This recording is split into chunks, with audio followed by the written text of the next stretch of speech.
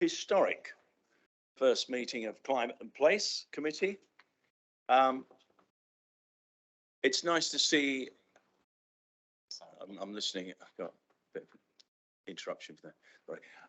It's nice to see a number of familiar faces from the previous Environment Committee, and welcome to those of you that are new to this committee. Thank you very much for coming.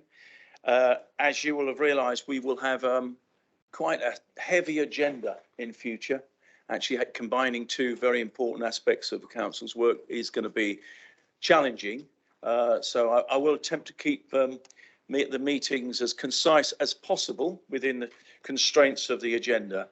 I'm assuming everybody can hear okay. I can hear all right, so I'm assuming you can. The agenda pack with papers is available via ModGov or directly from the Council website from the link which was sent out to members.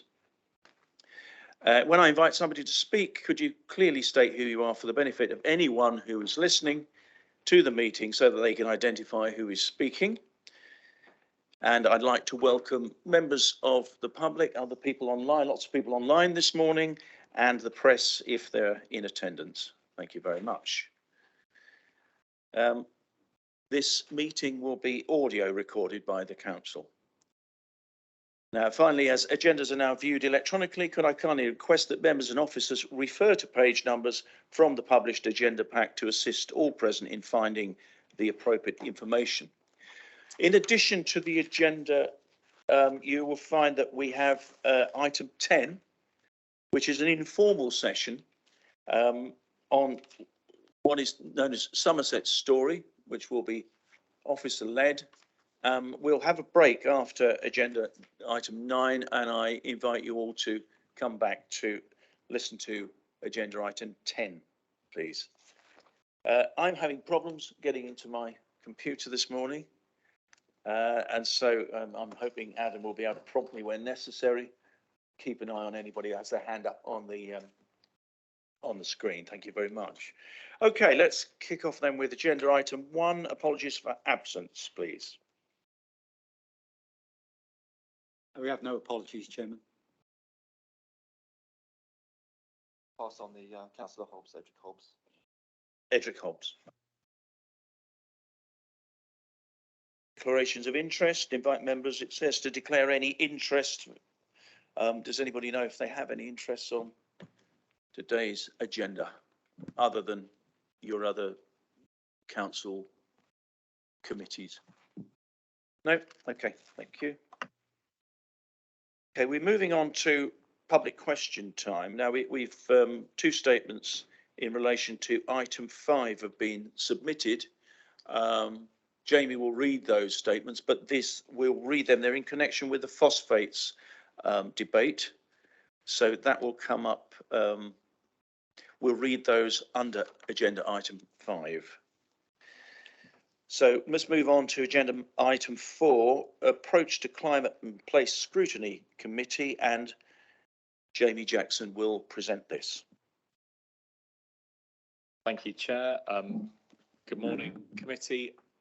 You have a report in front of you, which I hope you had a chance to read. I have also done some slides. I thought this was a good opportunity just to take you a sort of a quick whiz through reminder of scrutiny and scrutiny at Somerset Council, and also just a quick sort of reminder as to the areas of portfolio of this scrutiny committee. Could you click onto the next slide, please, Steph? Thank you. As members will hopefully remember, the full council agreed that there would be a 5 scrutiny committee model at Somerset Council. Those are listed in front of you there. Obviously, this is Climate and Place, and the first meeting of that. Corporate and Resources had its first meeting yesterday. Communities and Adults and Health are yet to meet under the new council banner. I think, so I've just highlighted those 5 there. The 2 bullet points underneath, I think, are the 2 primary functions of scrutiny, which is just a quick reminder, because obviously I know some of you well, I don't know others of you as well, and whether you've sat on a scrutiny committee before. But I thought it'd be useful just to prompt, just to say that, so the Scrutiny Committee fulfills that sort of checks and balances function of decision and policies made by the executive, but often the sort of perhaps an overlooked element of Scrutiny's function is the policy development angle, and that utilisation that Scrutiny is actually a really good cross-section of members to come and bring policies to at various points for development ideas and contributions. So, and I will be reminding all Scrutiny committees and all the relevant senior officers who support those committees of that as we move forward. Next slide, please.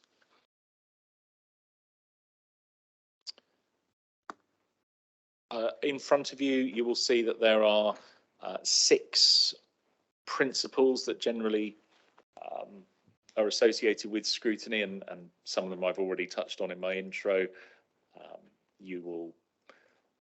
None of them will come as a particular surprise, but the ones I just wanted to draw your attention to at this precise moment are the penultimate slide about be agile and able to respond to changing and emergency priorities with the flexible working methods. I think one of the important things to highlight, especially to those who have sat on scrutiny at Somerset County Council previously in the previous year, was that scrutiny used to meet on a monthly basis. So we would normally have at least 10 formal committee meetings of scrutiny.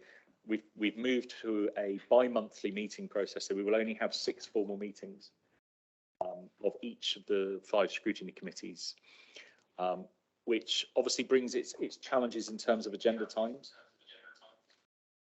So he's got their mic. No, I think not. So it will mean that utilising our formal agenda time is absolutely key. Sorry, Sorry, I think somebody's got their microphone on their laptop, either in the room or maybe online. Henry. Is it you, Henry? They're pointing at you. Okay. Don't know why they're pointing at you. I have no idea, but you're being stitched up. Anybody online with their microphone on, please? We're getting a delay. Thank you. So yeah, as I say, so we will only be meeting every other month, so that utilising that agenda time will become absolutely key. And really, we're probably looking at only having 3 main agenda items on each agenda. And when I move on to a slide in a couple of slides' time, you'll see the breadth of this committee's portfolio and how challenging that will be. But it does then emphasise how we utilise the time in between meetings. So the use of task and finish groups, informal briefing sessions, member workshops, they will become absolutely key to ensure that this committee is covering the areas that it should be. And I just wanted to highlight the final point about scrutiny to be a councillor-led and owned function. In my time on scrutiny, I would say one of the challenges has been that it's often been an officer-driven body, and that the forward work programme has been officer driven more than it should have been. I think there's a balance needed. And I suppose that's what I'd like to see as us move forward, but that will come with experience for you as a committee in terms of your knowledge base, and obviously we will need the input of officers to make that work. I suppose my unofficial 7th principle that I'd just like to talk about is leaving politics at the door. I think generally my experience is people are very good at that, and I appreciate that that's not always entirely possible. You are, by very nature, politicians, but scrutiny ideally should be a sort of a politics-free zone wherever possible. So if we can just bear that in mind as well. Next slide, please.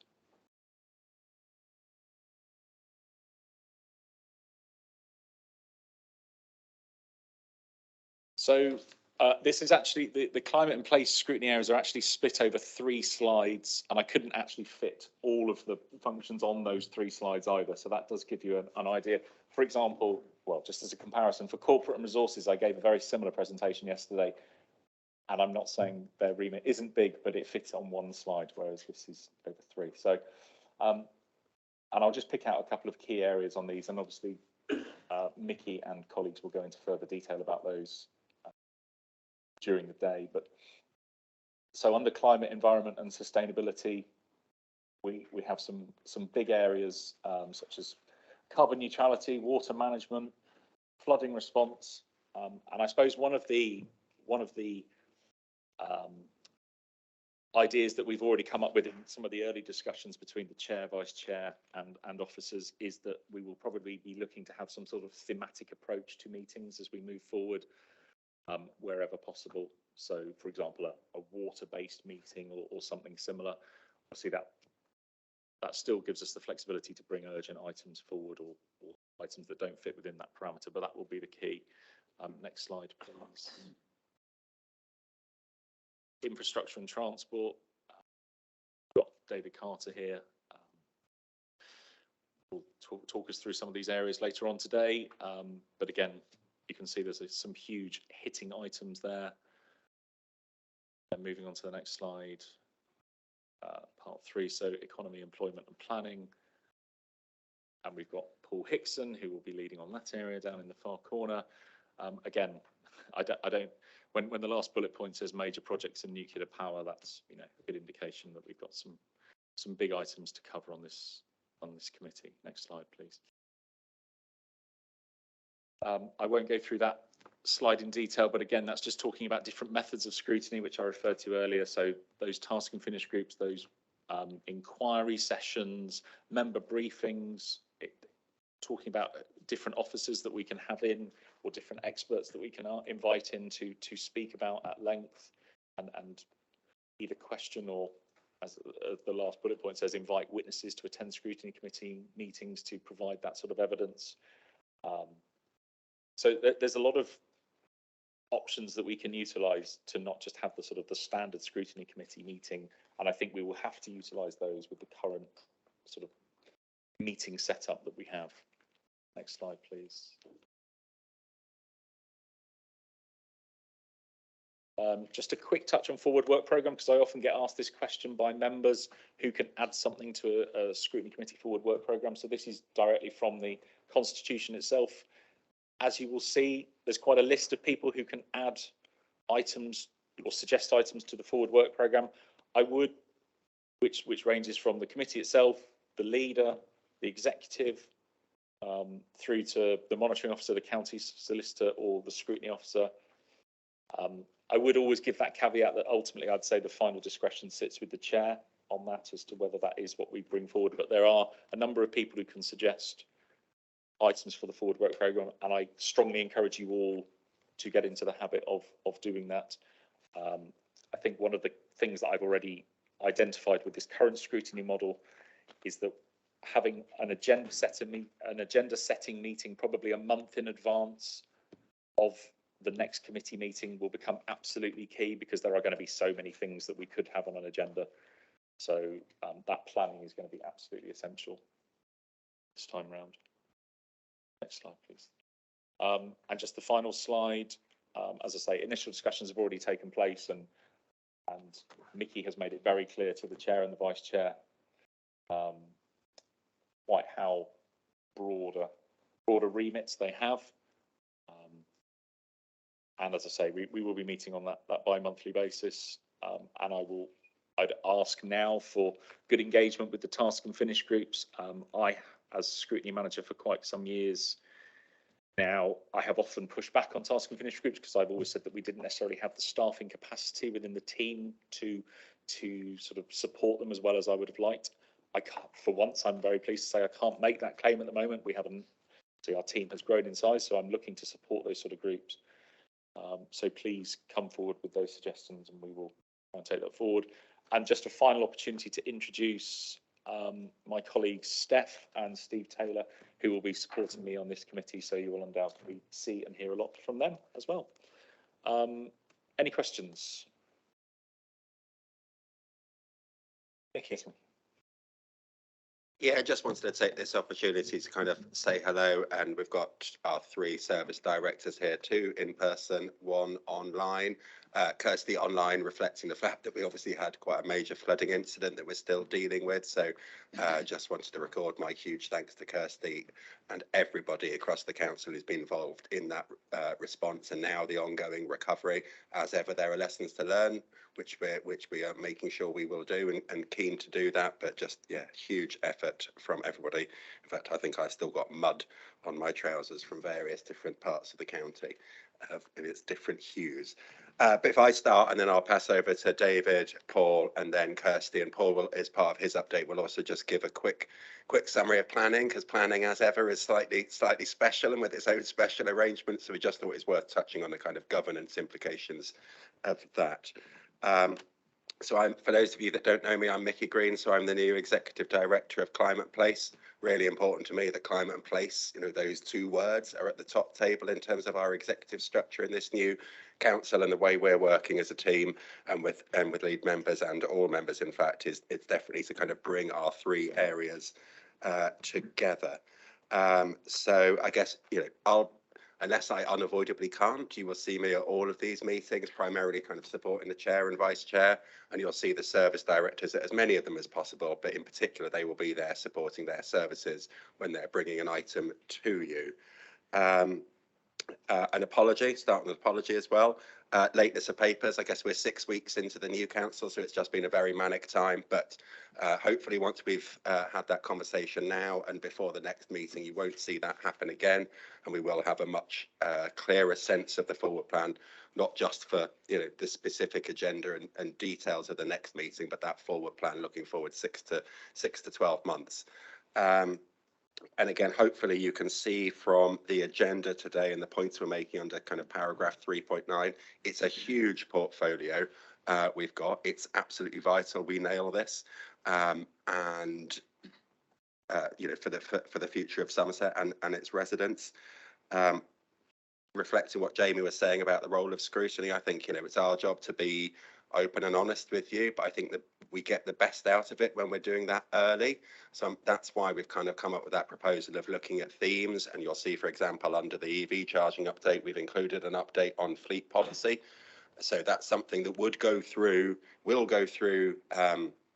executive at some point for approval. We're not yet there with the full policy, but rather than just kind of share it with you, which we will obviously do as we're required to through the chair as a full policy, we wanted to give you that early heads up of the big ticket items in there, because we think, again, flagging those earlier means we get more meaningful input from you. And again, as Jamie says, the fact that we are setting up a task and finish, which I don't remember us ever doing under the last one, but starting as we mean to go on, going, actually, highway service responsiveness, we've heard members of the public, we need to focus on that, and we can't focus on it on our own without your involvement. So we won't get that thematic approach perfectly. We've not set out loads of detail because, as Jamie said, we didn't want to kind of impose something on you.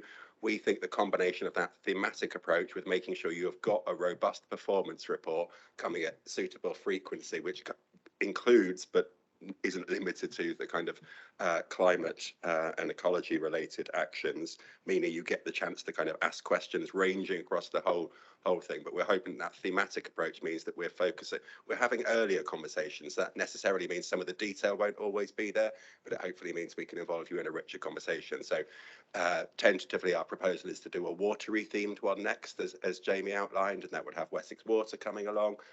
Is our expectation, as well as kind of doing some more detail on the non-development management related aspects of phosphates and other issues. I will probably leave it there and pass over to David. I'm not going to go through the areas because I think that will duplicate what my colleagues say. So yeah, I'm David Carter. I'm the service director working for Mickey for infrastructure and transport. The services, there's 5 main services: highway operations, traffic management and network management, transportation, which includes the client side of developing major projects. And we've got infrastructure projects group, they do the delivery of major projects. And then we also have fleet services. So from the old county council world, what's new, certainly in this area, is fleet. As Mickey said, taking the thematic approach, we're hoping that will give you more context when specific items come through at a later date, so they fit around.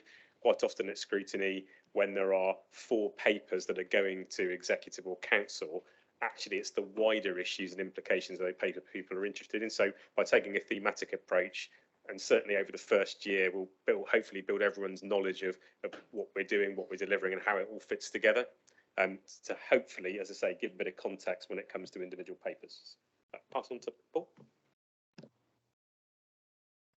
Good morning, everyone. To introduce myself, I'm Paul Hickson. I'm the Service Director, again working for Mickey, covering economy, employment and planning. Just quick run through the services covered in that portfolio, and then some thoughts about how things work as well. So in no particular order, the service area includes planning, economic development, regeneration activity, and indeed building control. So looking across those services, I think we're at the apex of seeing service delivery, which in the two-tier system was, I'll say, spread across the various councils, coming together in one council with Somerset Council. And within that, I think combining our strategic role with our local delivery role as well. So there's a complexity and a richness to that as a result.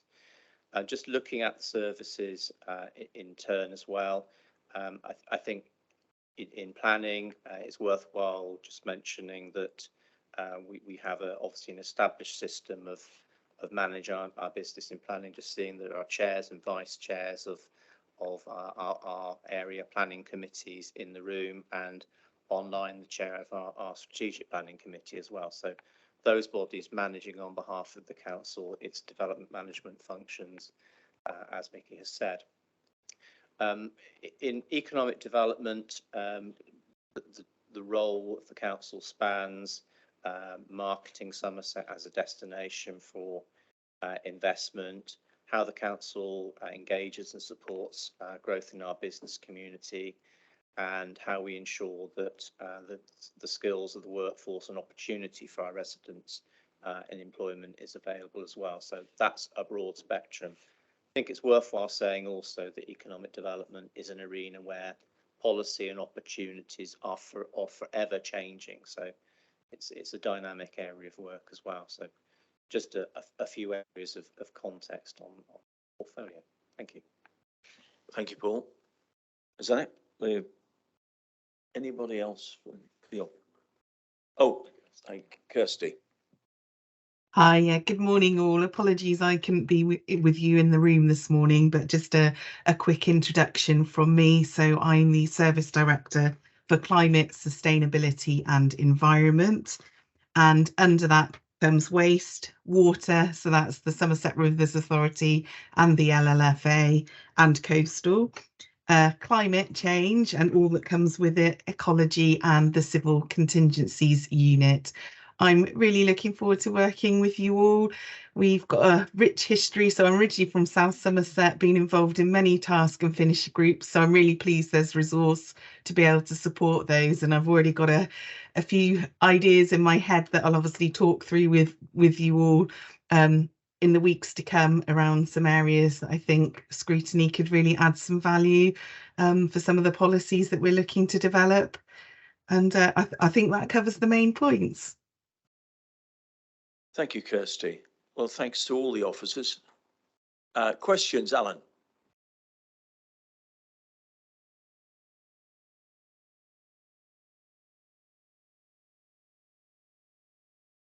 I was just going to ask if people, if you've got name plates, could you put your name plates up, please? Sorry, Alan. I think Alex has been before. Yeah. Okay.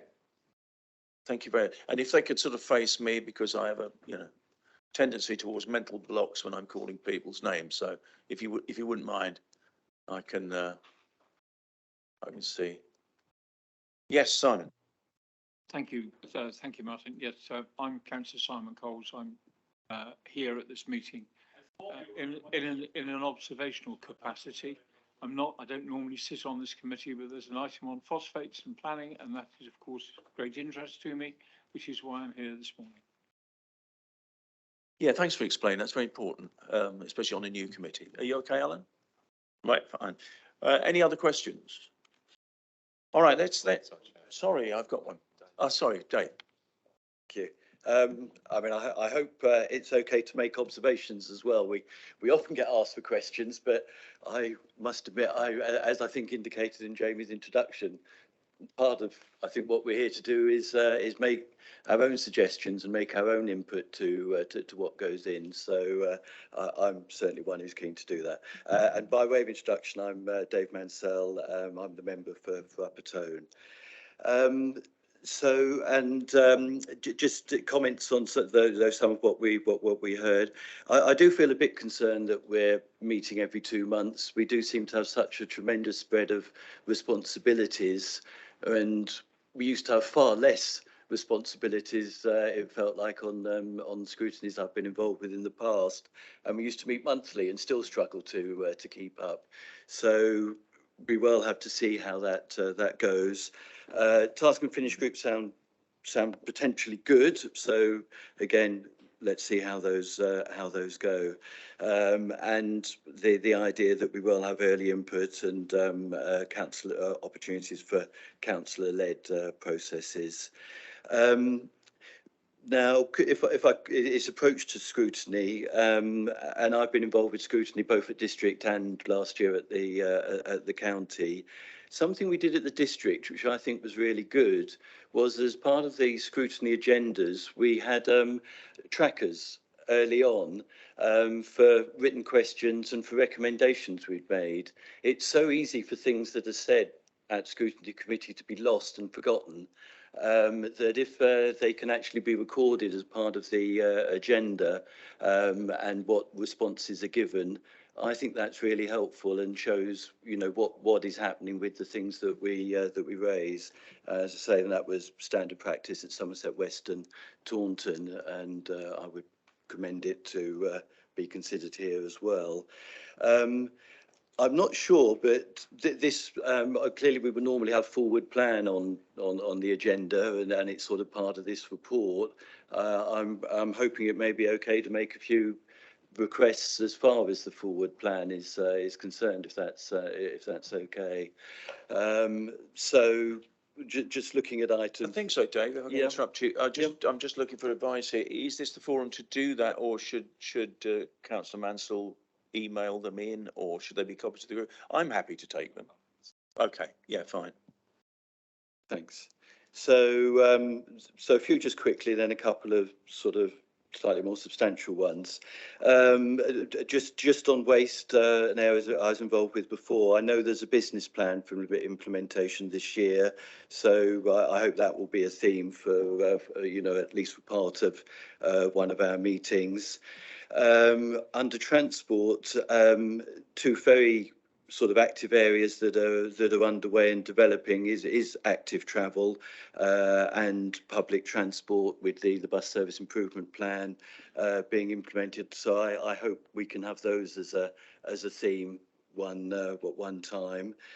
Something that came from the last place scrutiny committee, there were a number of ideas that came forward for future forward plan, which we should note. But we had a particular discussion when it got raised in connection with planning and Section 106 agreements related to the management of open spaces.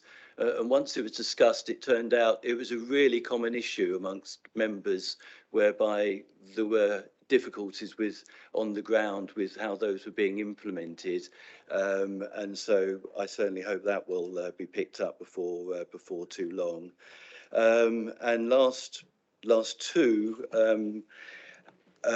connected to climate emergency strategy governance, and this was reported to environment scrutiny in February, and there were reports to come back as to how the government was going to work concerning a new partnership board and the subcommittee of the executive.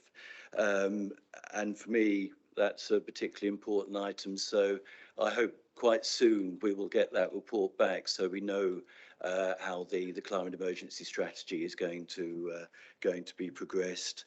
And finally, but sort of connected to that, we all know that the new local plan is going to be a really big item for the new council, and that it's going to take some years to progress.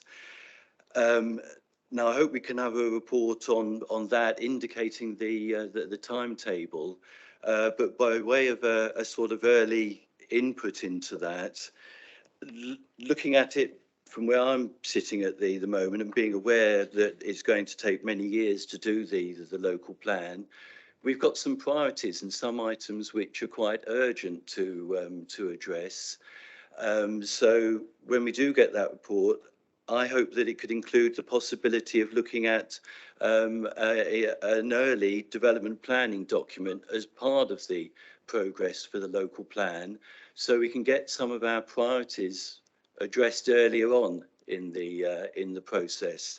And what I'm particularly got in mind, I have to say, is the climate and ecological emergency, where delivery through planning is an important thing. And we've all declared our emergencies, but we've been on hold on the planning side because we've been waiting for the new authority to progress the local plan. So I hope that can be given serious consideration, and it could be included in our look at it. Other councils have done that, Cornwall and Warwick being examples of councils who have actually done that with DPDs. Possibly there might be some other priorities as well that we wish to pick up, but the climate and ecological ones are ones which I wish to raise. Thank you.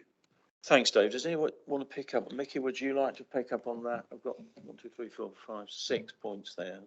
Yeah, I'm not sure how many points I wrote down, but yeah, I mean, obviously waste is a subject close to my heart, and probably part of the thinking behind that idea of a performance report is building on what we used to provide Scrutiny and the Waste Board with, to make sure you've got that level of detail and mirroring that across other services. Yeah, there's no way we would talk about travel without talking about active travel and buses, so absolutely that's in our minds for when we come and talk to Scrutiny about that, because those are two of the really big areas. Yeah, climate emergency strategy governance is probably one of those ones where it will buck the themes. I think probably we do want to bring something back on that to soon to the Scrutiny Committee, no matter what the kind of wider theme of the meeting is. And I might pass over to Paul on the planning related topics, because I think that's where the governance, you know, they are huge issues, and you're right to highlight them. So I think in terms of the points about planning and supplementary planning documents, I think our key focus has to be on the local plan. Our timetable of 5 years to produce a Somerset-wide local plan is very challenging for us. I think we need to think about our local development scheme in the first instance, setting out the timetable for that local plan and the process it will take. Obviously, we can engage with the committee as we run through to producing that local development scheme. Thank you. Henry. Mr. Chairman, do you want me to bring up the flooding now or at the end of the meeting? I think we might leave it to the end of the meeting, actually. Not a problem. If that's all right, yeah. I think it would, yeah, it'd be better taken at the end. Yes, Dave. If I may just come back briefly, thanks for the responses. That's helpful. I hope some serious consideration can be given to the DBD thing. I'm not quite sure whether it was confirmed that would happen or not. So I hope officers can have a look at that, and possibly, you know, the executive may wish to consider it as well. So I hope, you know, that can be considered as an option. I'm not saying, but of course not instead of the local plan. And of course, the work for the DBD should be part of the local plan at the end of the day. It's just that there are some things that are priority and urgent to be dealing with. And do we really want to wait 5 years to do them? Some things I would suggest should be done earlier if they can be. But so I'm not really expecting an answer on that. What I'm hoping is that it can be given some serious consideration. Thank you. If I could come in, did we get an answer on the issue you raised about the report, with the partnership board? Yeah, sorry, that was under climate emergency governance I was referring to. Thank you very much. Any further questions? I think at this point it's a good idea we would like to encourage members to bring forward suggestions. I mean, this agenda has been driven by the officers to some extent because it's the first time we've met, so we haven't had a chance to discuss it. Now we've openly discussed these things. If there are things that you think are very important that need to be on the agenda in the forthcoming future, and I appreciate that it's every 2 months, it's not ideal. or even the ones that we can refer to in a working group, then please do email it. I would prefer it if you can email it.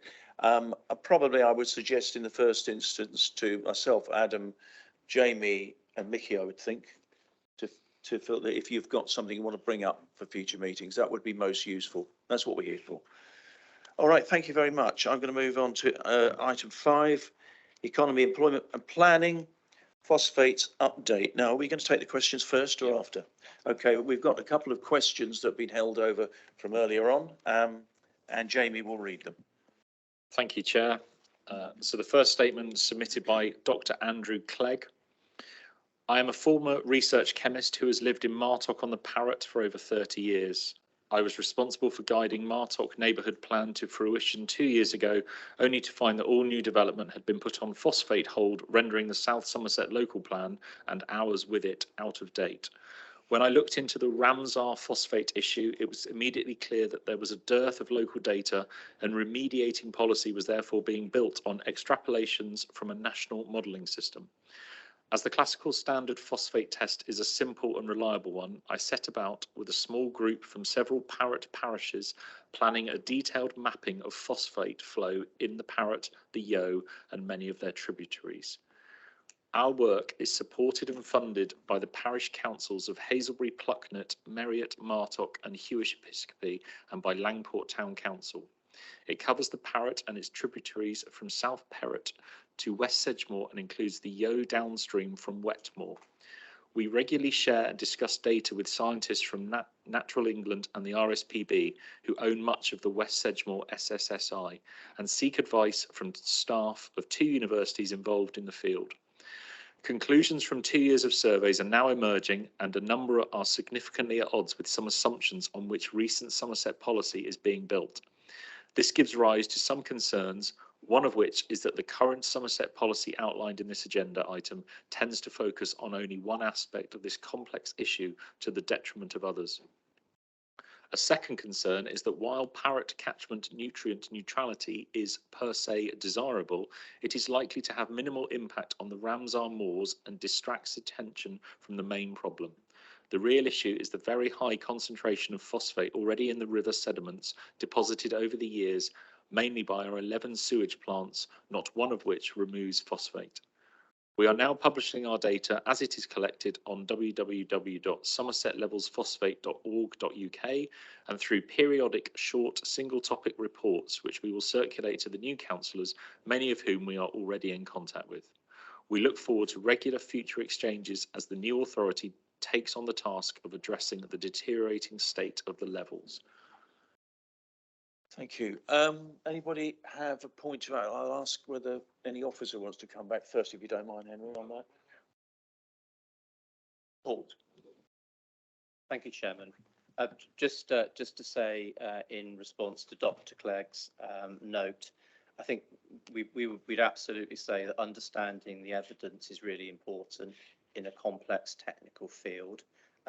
Like Dr. Clegg, the councils are working with expert universities in the field as part of that need for objective evidence. I think everyone's insight and data and evidence is welcomed and helpful. And just to say that we will be following up with Dr. Clegg with the request for a meeting so that we can discuss his research with him, look at the evidence with him and see what insight that can bring. So it's a helpful intervention and we'll be pursuing that with him. Thank you. Sorry, that's what I wanted to hear before I brought you in. Okay. I've been following and working with this guy for some time now, and we need to understand that every figure that you have been got from every consultant who has used Wessex Water figures is a lie. And I'm not. Henry, no, I knew you wouldn't be happy. You can't say that. I can. Well, you must go. You must couch your terms. It's an untruth, if you wish me to put it that way, Mr. Chairman. The reports that he has done prove that between 85 and 90% of the phosphates in the environment have come from sewage. This figure is the same figure that the For those of you who have the report, and if you're here today, you should have read it, which is Phosphates in Agriculture, which was published in 2012. It's available on the internet, and the figure that is given there is 85%. And that figure is also contains the 15%, the mud that comes off the road, which is a high proportion of the phosphate that is put down to agriculture. The knowledge of where phosphates come from is tested using boron, because phosphates that come from sewage always contain boron. Phosphates that come from agriculture do not. And Anyway, I'm not interrupting you. We've got a report to follow. I absolutely understand that, Yeah. but I'm trying to highlight the importance of the work this Yeah. man is doing. I want you to speak on this, but probably after the report is heard. Not a problem. If you can hold your place there. No, we'll no, come I'm back just, to it. that's all I wanted to say is about what this guy has been doing Yeah. and how it's almost the only research data, correct Yeah. research data that we have in Somerset. And also, if members are making a point directly in contravention of something we're hearing, it's on record and it's possibly libelous to accuse somebody of an untruth, however committed you are to the view. And so I think we have to choose our words very carefully when we say that. Otherwise, we could hinder our process rather than help it. Right. We do the second one. Let's do the second one. That's Dave Orr, I believe. Thank you, Chair. So this is a statement to the committee by David Orr. I welcome this new scrutiny committee for climate and place in our new Somerset Council. The phosphate and sewage pollution issues are very high up the public agenda and rightly commands public attention and media scrutiny. Somerset West and Taunton Council have been robust in setting up an innovative model for generating phosphate credits. That can-do approach now needs to be spread across all the impacted areas in Somerset. In his statement, Dr. Clegg has raised concerns that the computer modelling driving phosphate policy across Somerset may be flawed in some areas, specific to river basins in Somerset. More publicly funded research with real-world measurements should be commissioned. Somerset shouldn't be closed to new homes because the computer says no. On the polluter pays basis, are Wessex Water sharing enough of the remediation burden and the cost of phosphate credits? Not just for current pollution, but also for the many years of historic pollution, which has played a significant role in where we find ourselves today. Somerset, from Saxon times, is the land of the summer people. We are known nationally and internationally for our beautiful landscapes of tidal rivers, drains, world-class wetlands and lush pastures, punctuated by hills and ancient isles. Right now, that lovely watery landscape is degraded by phosphate and sewage pollution. There is a backlog of 18,000 new homes and other developments, including farms and tourist facilities across Somerset. We rely on private sector housing developments to provide social housing, with little council-owned new housing being built. So phosphate pollution isn't just stopping first-time buyers getting on the housing ladder, but it is limiting social housing and affordable homes. It impacts directly on Somerset's economy and the key construction sector and all of the ancillary services around that activity. With this massive backlog for new homes and added housing needs from Hinkley Point C and the coming Gravity development, private rents are soaring. We need to get to the new homes backlog falling quickly by removing phosphates from our waterways with urgency and ambition. This is a perfect opportunity for the new Somerset Council to show community leadership and demonstrate that the costly merger of 5 councils into one unitary council can deal with the issues of phosphate and sewage pollution assertively and at pace. The people of Somerset want to see strong leadership from their new council. A Somerset where much needed new housing is carefully planned for, approved, and then actually gets built. A Somerset where rivers have safe bathing spots. A Somerset where our precious rivers, drains, and wetlands are back in a pristine condition and long before 2050.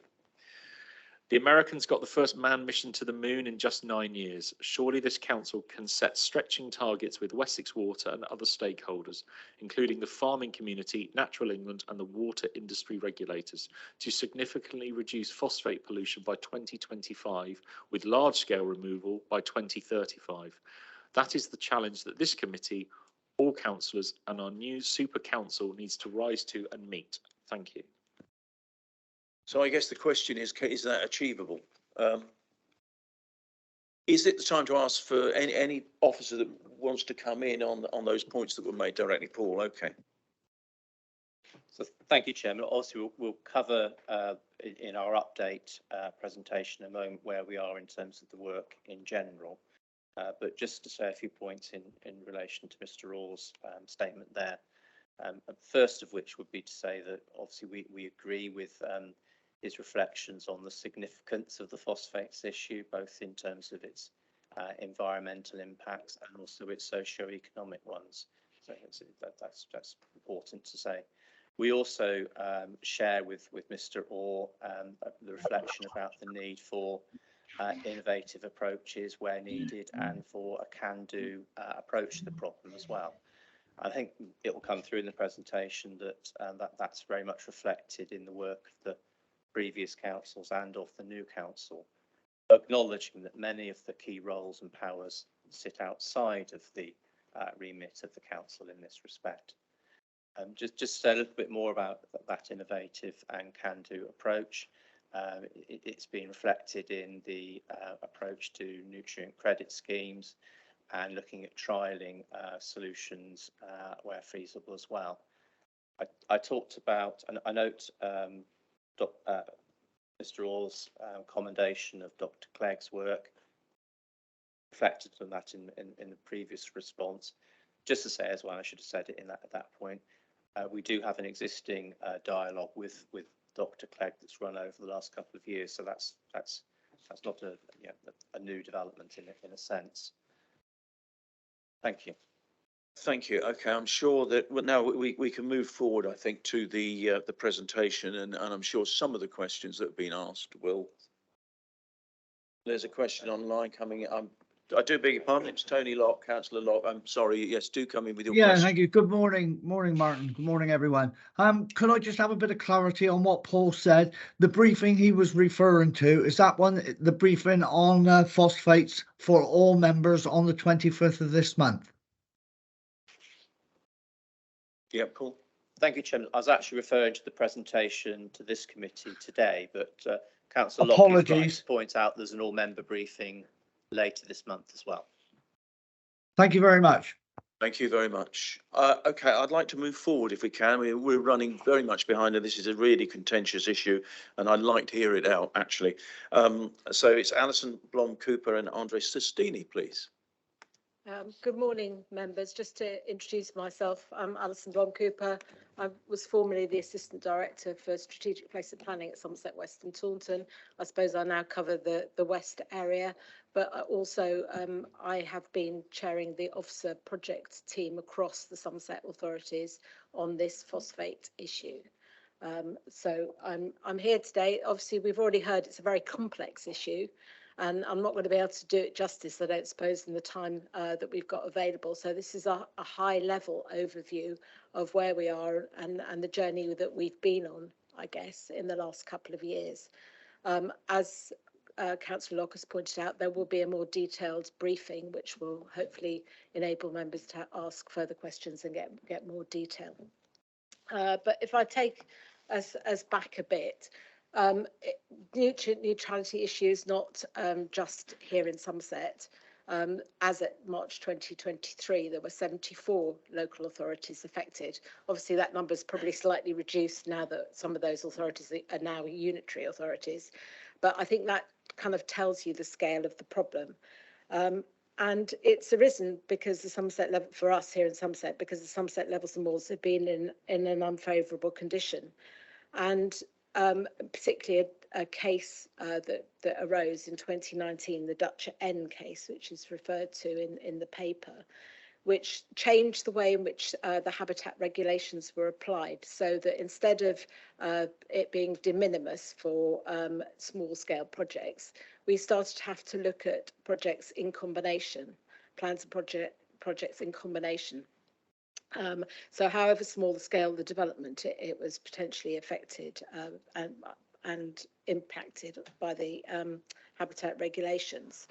And that led to Natural England sending all the Somerset authorities at that time a letter in August 2020. And that came out of the blue. I don't think any of the authorities were aware that this was going to hit them. So, you know, considerably unprepared. But what that meant is, in the letter of advice from Natural England, which as a statutory consultee we can't ignore, means that the local planning authorities couldn't grant planning permission until an appropriate assessment had been undertaken to identify the impact of development in terms of phosphates, and having determined what the impact was, to have mitigation undertaken to provide it. And this was a very new area for everybody, because we didn't know what the mitigation measures could be to address the issue. So Natural England advised that it affected a range of development, and primarily development which involved overnight accommodation.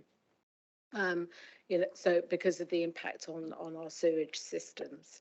So it was new residential units, commercial developments where overnight accommodation was provided, agricultural development because of the impact on slurry stores and slurry moving into the water streams, water systems, and tourism attractions. Can I have the next slide, please?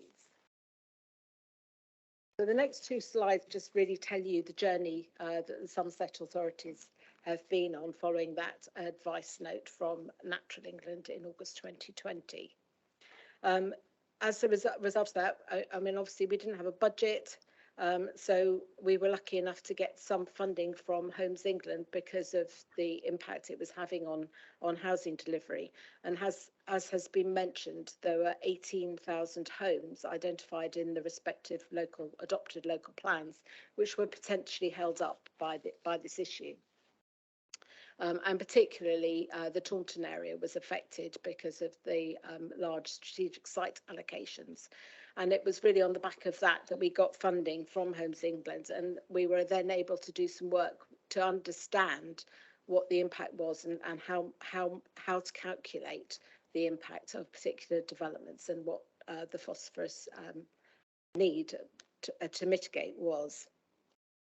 In order to do that, the councils commissioned consultants to prepare a mitigation solutions report. So that was very much trying to look at what types of solutions could be brought forward to mitigate the impact, and I'll talk a bit more about that later. And that report was finally published in February 2022. And also looked at revising the areas that were affected for the River, Tone, Parrett and Brew.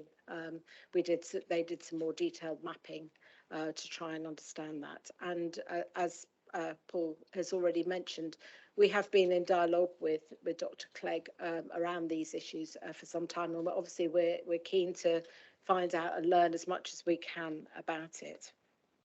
So one of the measures that was identified was the use of packaged treatment plants. And so we worked with the Environment Agency and Wessex Water and Natural England to publish some advice about how they could be used to mitigate the impact. So that's now on our website. Next slide, please. So we've been having regular meetings throughout this time with the key stakeholders. We meet monthly with Environment Agency, Natural England and Wessex Water, both from the policy side and as well as from the development management side. And I should perhaps say that the work that I've outlined so far has actually been coordinated through the policy team rather than the development management team, because obviously we need a policy response to this. To support our development management colleagues, but also bearing in mind the fact that we need to bring forward a new local plan. Any new local plan will have to identify the mitigation that we can bring about to address this issue. We've also undertaken quite a lot of lobbying of central government. Letters have been written regularly to ministers. I actually went to Downing Street to meet with Downing Street officials earlier this year to talk about that. And I think I'll come on to talk about it in a bit later, but I think that's led to the Nutrient Mitigation Fund being published and our ability to bid for monies to support this work. And I'll come back to that a bit later. We've provided regular updates on these various matters to members. And as said before, there will be an update to members shortly. And then the Planning Advisory Service has been coordinating monthly meetings with all the authorities affected across England so that we can learn through each other and best practice. Next slide, please. So I'm sure members are aware of the Levelling Up and Regeneration Bill, which is currently going through Parliament, and the recognition in that, or the requirement in that, to upgrade wastewater treatment works to the technically achievable limit by 2030. But that's only for wastewater treatment works of above 2,000 people. And we know within the Somerset area there are 96 wastewater treatment works feeding into the Somerset Levels and Moors where the population is under that threshold set in the bill. So that poses a particular challenge for us, and we're currently doing some work to try and identify how many homes have been delivered in those areas or are identified in those areas, so that we can understand that in a bit more detail. Natural England have also been given money to spend over the next 3 years to bring forward solutions in each of the catchment areas, but they've been told explicitly not to compete with existing solutions. So I think they've been doing some work, and Andre will talk to you about the work in the Brew area, but they haven't been working with us in the Tone or the Parrot area. And as I've mentioned, DLUC are now consulting on an expression of interest for bids up to £10 million per catchment in order to accelerate solutions allowing for early housing delivery. Next slide, please. So this is the Government Nutrient Mitigation Fund, which was published about 4 weeks ago. And it's asking us to do two things. One is a call for evidence. They're trying to gather evidence of the scale of the problem across all the authorities affected, and also to put in an expression of interest for up to £10 million of funding per catchment area. And we're currently in the process of compiling that evidence and preparing the bid, which has to be submitted on the 24th of May next week. They're looking very much for accelerated housing deliveries. They're looking for mitigation measures which can be delivered within 6 months, which is a bit of a challenge.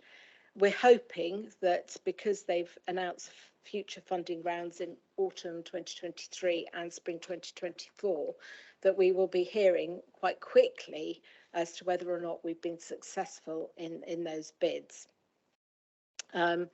The idea of the £10 million funding is it's effectively a grant which you would recover on a full cost recovery basis and then recycle the money to deliver further mitigation schemes. And then at the end of the programme, the idea is that those recovered funds would be invested in measures to help restore habitat sites. So they're looking for both interim and in perpetuity measures, but I guess focus on the interim in the short term, because if they're going to release projects to be delivered within 6 months, that's where it's got to be, and on grey and green infrastructure. So next slide, please. So in terms of the emerging opportunities that we're looking at for the Somerset Levels and Moors is to bring forward a project with a company called Salinity Solutions, whereby we're sourcing water cleaning plants to and co-locating those at wastewater treatment works. They're like a plug and play system which extract the phosphates just downstream from the wastewater treatment works and therefore reduce the phosphate levels. And the idea is to put those in advance of the measures in the Levelling Up and Regeneration Bill to enable us to get away development prior to 2030 and when those wastewater treatment works are upgraded. We're also looking at working with a registered provider of housing stock, ABRI, in the former South Somerset area to bring forward water efficiency and septic tank measures at scale. Looking at sourcing productive agricultural land use without phosphate inputs, so some technology around that.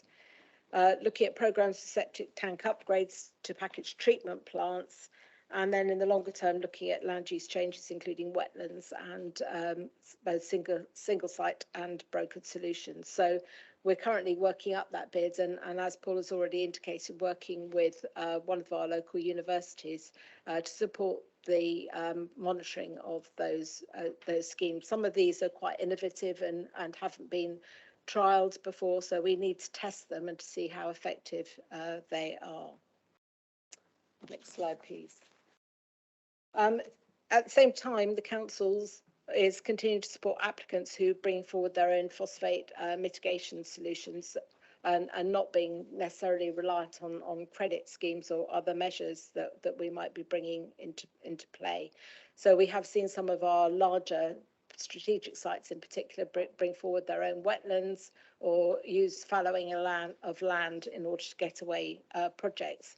And I haven't mentioned it before, and I know, you know, a large part of the problem comes from wastewater treatment works, but we shouldn't forget the impact that agricultural use and slurry has on the Somerset levels and moors. So it's not just addressing the wastewater treatment works that we need to, it's also addressing agricultural practices. I mentioned the Jerston Farm appeal because this is quite a significant landmark appeal which will have major implications not just here in Somerset but across the country. On the basis of legal advice that we've had, we took the view that any implementing decision, so a discharge conditions application or dealing with approval of reserved matters, was caught by the advice from Natural England, and indeed that was confirmed by the government in their guidance that they issued in July last year. The developers at Jerston Farm challenged that at appeal, and so it went to a public inquiry with the Secretary of State. The inspector took the same view as the former Somerset West and Taunton had taken, and agreed that the discharge of conditions did apply. That is now being taken to the High Court by way of judicial review, and the hearings are in the middle of June to test whether or not in law that is the correct position. And I think we'll all be happier when we know what the correct position is. And obviously, if it goes against us, the good news is it'll enable us to facilitate development in the meantime. So watch this space on that. Next slide, please. So I'm going to just take you through a little bit about where we are in terms of the work in the River Tone catchment area, and then I'm going to pass over to Andre, who will take you through a few slides about the River Brue. Obviously, the River Tone catchment area predominantly affected the former Taunton Deane area, Borough Council area, indeed, and over 10,000 homes which had been identified in the plan, in the adopted local plan, being affected. And the council was very concerned about the impact that was having, and not just in terms of housing delivery, but the knock-on impact on the local economy. And so it agreed back in October 2021, £2 million worth of funding to progress an interim strategy.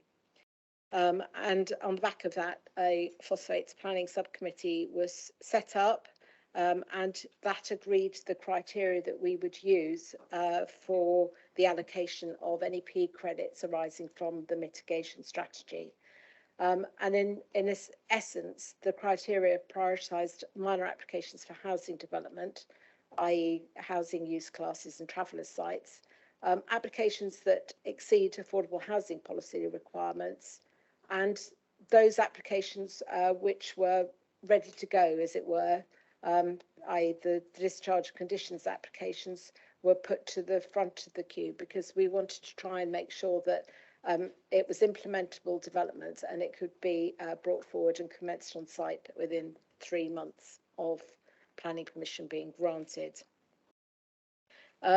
So July last year, the committee agreed the costs for the credits, and letters were sent out to those eligible against the criteria that have been established. And since then, we've started to determine planning applications linked to those credits. Through the credit scheme that we've got, the integrated credit scheme, we think we will be able to release up to about 800 homes. Next slide, please. So that slide just sets out where we are in terms of round one of the credit scheme, which I've just outlined. And we are now progressing those through section 106 and determining them on a weekly basis. And we're about to, because we've still got credits, go to a second round, which will see some of the larger schemes able to apply for credits under the scheme. Next slide, please. Andre. Just to cover the other areas. So, Alan, can I just interrupt? Sorry, Alan. I've got something that might be relevant actually. I used to farm 30 acres of land on North Moor. We need to take. Very relevant what the gentleman been saying. I can remember as a boy, when I was a boy, 60 years ago, we used to sow basic slag on our fields on the moor. And where did that basic slag come from? It's rich in phosphate. You all know that, do you? No, no one's saying anything. It's all what I'm listening and learning this morning. And we used to get from South Wales with the mining byproduct. It's all relevant to these things. We never asked these issues until people like Natural England got involved in making it environmental. That's all I'm going to say. We'll hold the rest of the. We'll hold the rest of the comments and questions until after you've finished. I'll take that as a joke. to finish off the slides for the other areas. So the River Brue catchment, again, that's the sort of the western half of the former Mendip area. So west of Wales to Sedgemoor, and then sort of the northern part of South Somerset district, so north of Yeovil. So for our authority, the Mendip East area, that's kind of 4 of the main towns in Somerset East. We've got about 70 planning applications currently, including sort of 12 major sites. So around 1,200 dwellings impacted in terms of things being actually held up in terms of applications. For our district, again, we've not had the land to necessarily bring forward our own credit scheme. So we've actually had a number of private schemes come forward. Again, working with Natural England, I think they're probably one of the early where farms have actually been partially fallowed or closed. So we had a pig farm. So we had a pig farm which was closed down, generating credits, and it took about a year to work out exactly what the phosphate gain would be from that. It was certainly there was a lot of diligence involved in that exercise to generate the credits. However, those credits are now on the market and have been allocated. So we're actually looking at a number of large sites which have been held up for a year or so, which have now been released because they've actually got the credits from those schemes. And we've got a further site coming forward near Shepton Mallet, which potentially would generate credits for around 1,400 homes. Now, superficially, that might clear the backlog, but I think one of the issues to highlight about these schemes is they are private enterprises.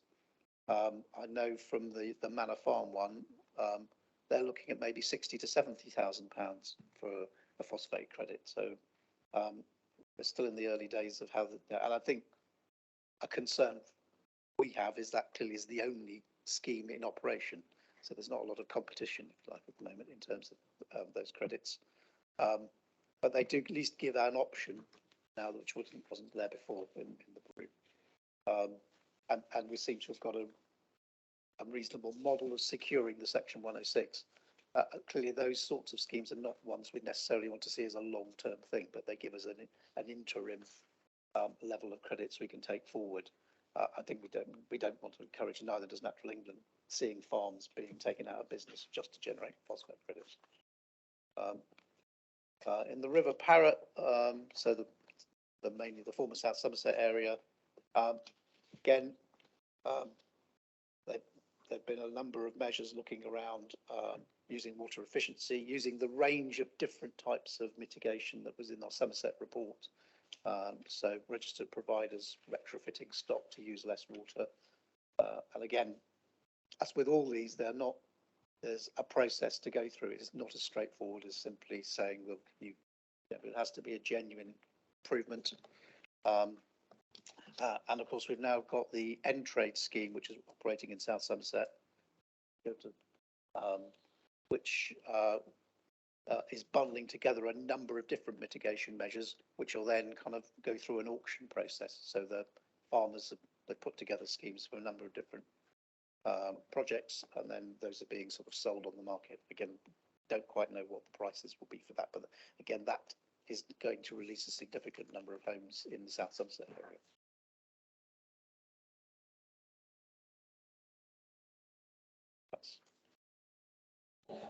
Is it worth also saying that the Strategic Planning Committee has got oversight of the current credit schemes that are in operation and the criteria to be applied under the Council's constitution, which was agreed in February? Okay, thank you very much. A lot to think about there. As I interrupted you, Henry, I'll bring you in first. Thank you, Mr. Chairman. I'm going to correct you right from the beginning. The nutrients law that came in was 2018, not 2019. And one of my major problems with this whole presentation is it concentrates on mitigation and not how you cure the problem to overcome it. Now, the law that came in 2018 was 2 Dutch farms which were polluting 2 different SSIs in Holland with nitrogen. And the nitrogen situation is exactly the opposite from the phosphate situation, because nitrogen is entirely, or almost entirely, an agricultural problem.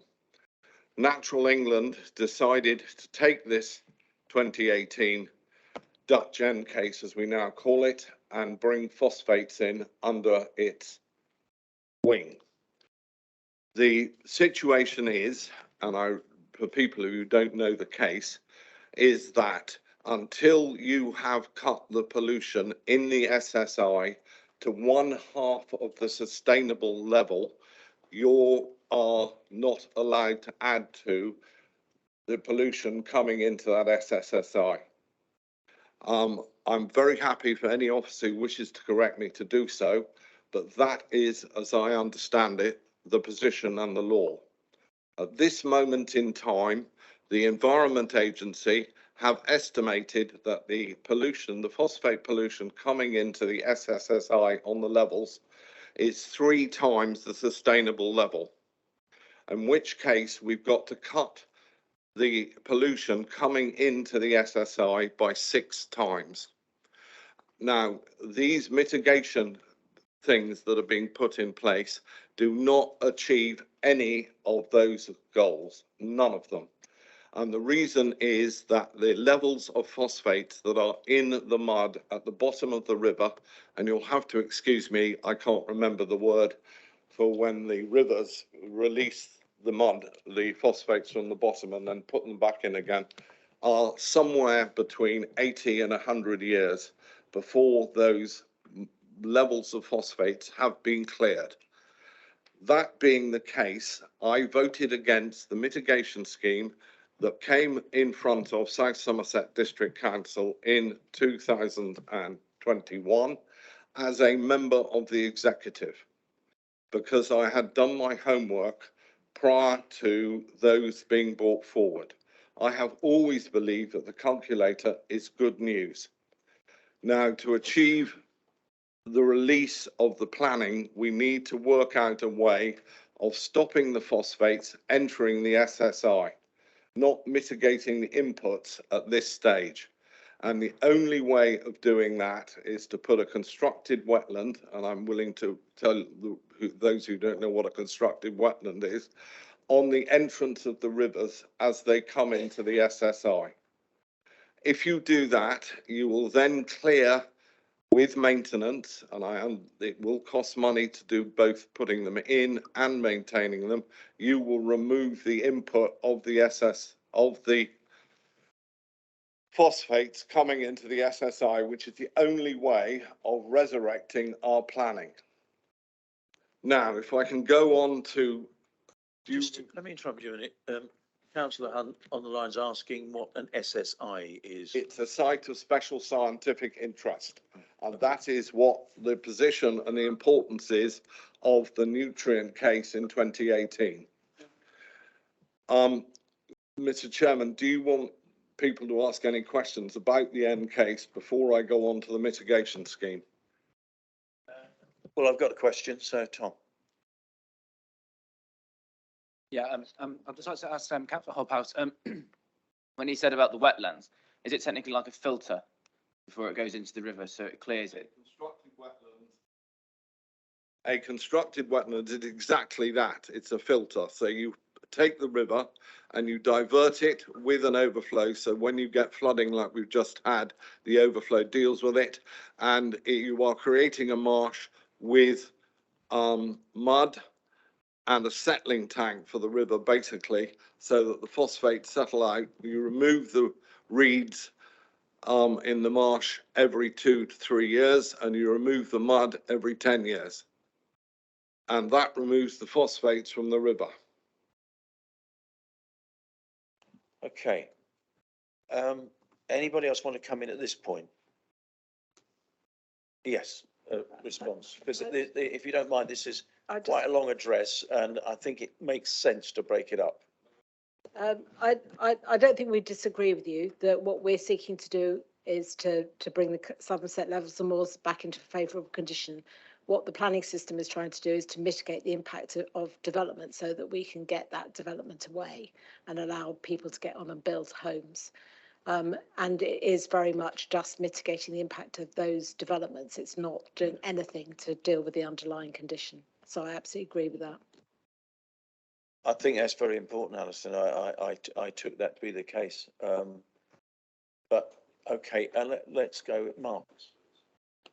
Thank you. It was only a question to Henry, and I'm not being that you say get pollution down to sustainable levels. What is the definition of the sustainable level? How do we get to the sustainable level? Where did that come from?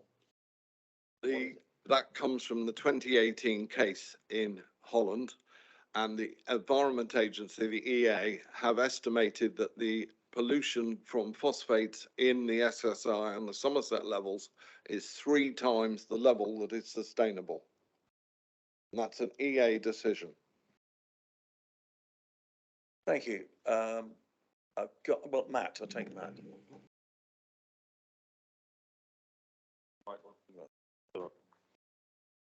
Thank you. Henry, Councillor Hobhouse, can you mentioned a moment ago about the Dutch N case, and that was nitrogen, and you mentioned in passing that was the opposite of the phosphates question that we've got. Is that correct? It's the way the pollution on nitrogen and phosphate work. The nitrogen is 90% an agricultural problem, because when you spread nitrogen on the fields, it washes straight through and into the watercourses if you oversupply. If the grass takes it up, it will be held by the grass while it's being used. With phosphates, the level of phosphate in the soil, which is soluble, is that. That's it. Everything below that is either iron or aluminium, which is insoluble, and that is the way that the cheapest way, for want of a better description, of removing phosphate from sewage is by turning the phosphates into an iron compound, which is insoluble and settles in a settling tank after the sewage treatment.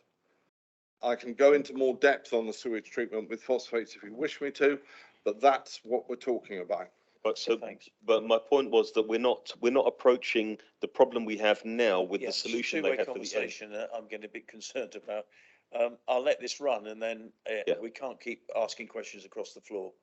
Okay, but my concern, my question was, because I don't know anything about the science behind it, if we're looking at the Dutch N case and the solutions they provided for their nitrogen solution, are we not going down the wrong road with a phosphate solution? We're not looking at the Dutch case solutions, because what's happened is Natural England have taken the Dutch N case with nitrogen and put it into phosphates, or put phosphates into it. The solution for curing the phosphate problem with us is a phosphate problem and nothing to do with the solution of curing the nitrate problem in Holland, which was by closing one of the farms down and stopping the other farm from expanding. Okay, thank you very much. Do you want to come back on any of that? Yeah, just to explain that the Dutch End case relates to the way in which the habitat regulations are applied, and the fact that we now have to look at plans and projects in combination with each other rather than individually. And that applies not just to water quality issues, it applies to air quality and the impact in terms of recreational pressure on these European designated sites. So it's not just the SSSI, it's also, I mean, most of the Somerset Levels and Moors is actually a Ramsar site. So it's the application of that case to the habitat regulations and the impact in terms of air quality, water quality, recreational pressure. Okay, I've got Councillor Hunt's hand up. Is that a legacy hand, John, or? It's not. No, I'd like to ask the question, Chair, if that's okay. Yes, please. Thank you very much indeed. Appreciate the presentation. It was very informative. A question I've had at 2 meetings now, and I'd like it, if it's possible, to clear it up today. At the first meeting I went to on this, I was told, so to wind that back a bit, residents have asked me, John, I want to build a 3-bedroom detached house on a very small area of land. Roughly, how much will that cost me for my phosphate solution? So my question to the first meeting was, how many houses can you build or how many houses will you get out of 1 credit? So it's £55,000 per credit. I was told it's 9 to 10 houses at that meeting.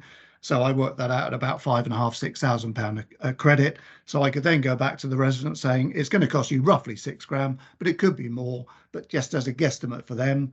At the second meeting I was at, it then came down to 4 units per credit. So obviously that would massively increase the price up to sort of 12,000, 13,000. Looking at your figures today, I noted a 48 kilos would provide 460 homes. That brings us back to roughly 10 homes per credit. I appreciate these are average sized home and you can't give a guarantee on the sizes and the size of the land, etc. But you've obviously got your 460 as an average amount from somewhere. So my question is, what is the number, an average number that we as councillors can tell people when they're considering putting in their planning applications? Thank you, Chair. Alison or Andre? Yeah, I'll try and answer that. It's a difficult question to answer because it depends which wastewater treatment works the property is feeding into and the performance that wastewater treatment works, how many credits will be needed or parts of credits will be needed. And that's what the phosphate calculator seeks to do, is to identify how much mitigation is required for each dwelling. So we have said on an average in a well-performing wastewater treatment works like Taunton, it would be about 5,500 per home. But we can't tell you exactly until we know where the site is and exactly what is being proposed. Alison, thank you. That's a brilliant answer. I really appreciate it. Thank you. You want to?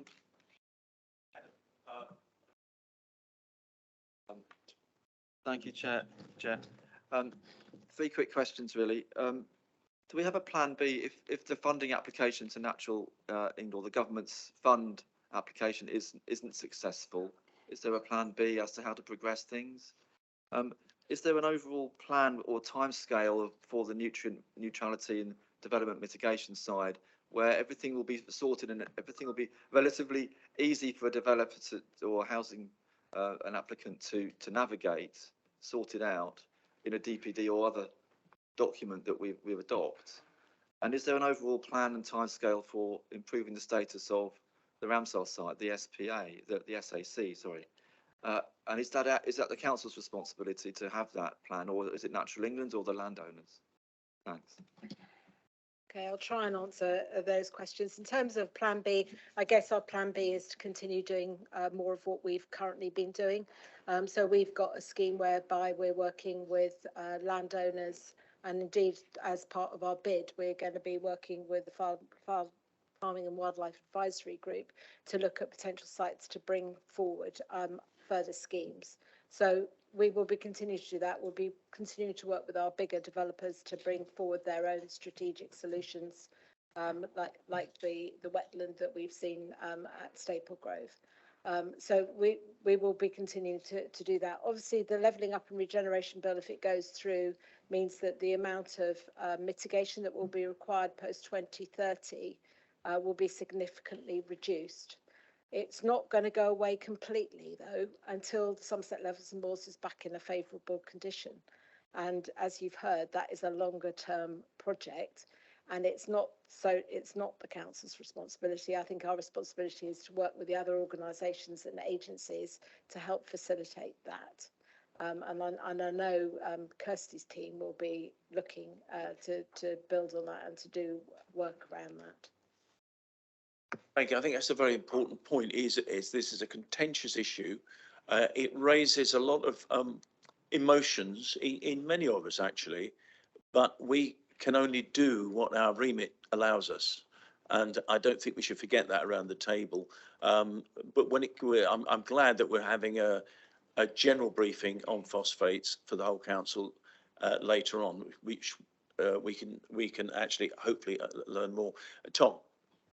Thank you, Chair. I don't know if you've actually already said, because I might have just missed it, but what's the predicted timescale? Because it's right for us in this room having a discussion now, but talking to our residents, they will be asking us this question: how long is this actually going to take? How much is it actually going to cost?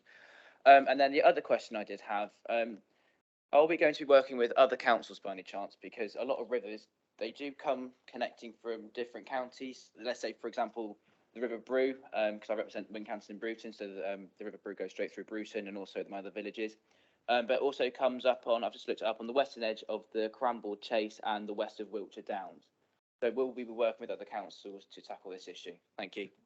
We are already working with other councils because, of course, the River Axe is also impacts on our area, the River Axe Special Area of Conservation. So we're working with colleagues in East Devon around that.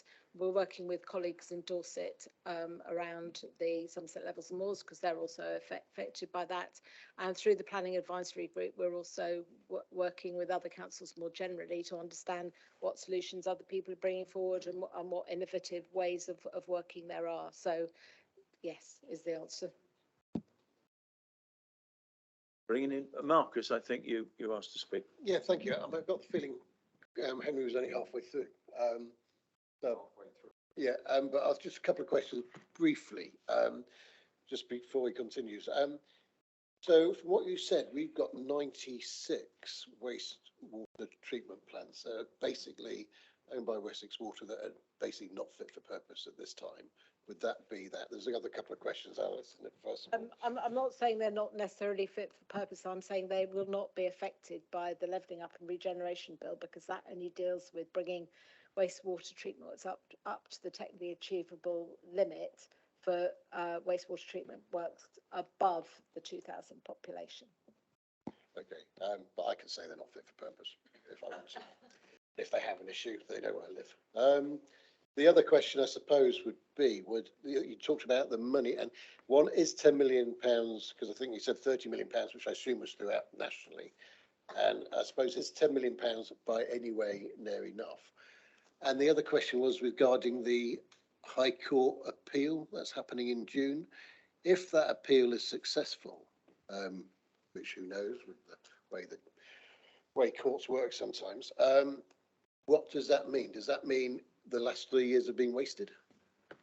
No, it doesn't. What it means is that those applications which got caught because they hadn't fully discharged all their pre-commencement conditions, or they were waiting for approval of reserved matters, they, if the court rules in favour that those aren't implementable decisions which are caught by this new way of dealing with habitat regs, it will mean that those won't need to do an appropriate assessment and provide mitigation for their projects, and therefore they will be able to be determined and go ahead without that mitigation. So some of the applications which are held up in our system got held up because they've gone through the initial planning stages. Then we got the letter of advice from Natural England, and we couldn't then discharge the conditions or deal with the approval of reserved matters without mitigation being in place for those developments. So it will get some of the applications which are in the system able to be implemented if it goes against us. How many houses would that release if it was? I'll have to come back with you. I don't know the number off the top of my head. Right, we're getting a lot of questions coming in. I've got 2 online. I want to come back to Henry, and I've got Connor, and then I'm drawing a line under it because Alan, did you want to speak? You did have your hand up earlier. I apologise.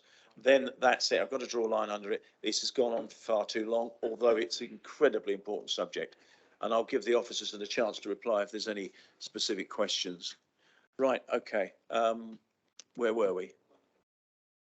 Yeah, okay. Connor, then Alan. Thank you. It's just one to do with the nutrient neutrality. In terms of levelling up and regeneration bill, it says that obviously the 0.25 milligrams per litre is the technically achievable limit. Why is that technical and not just achievable? That's what the government have decided.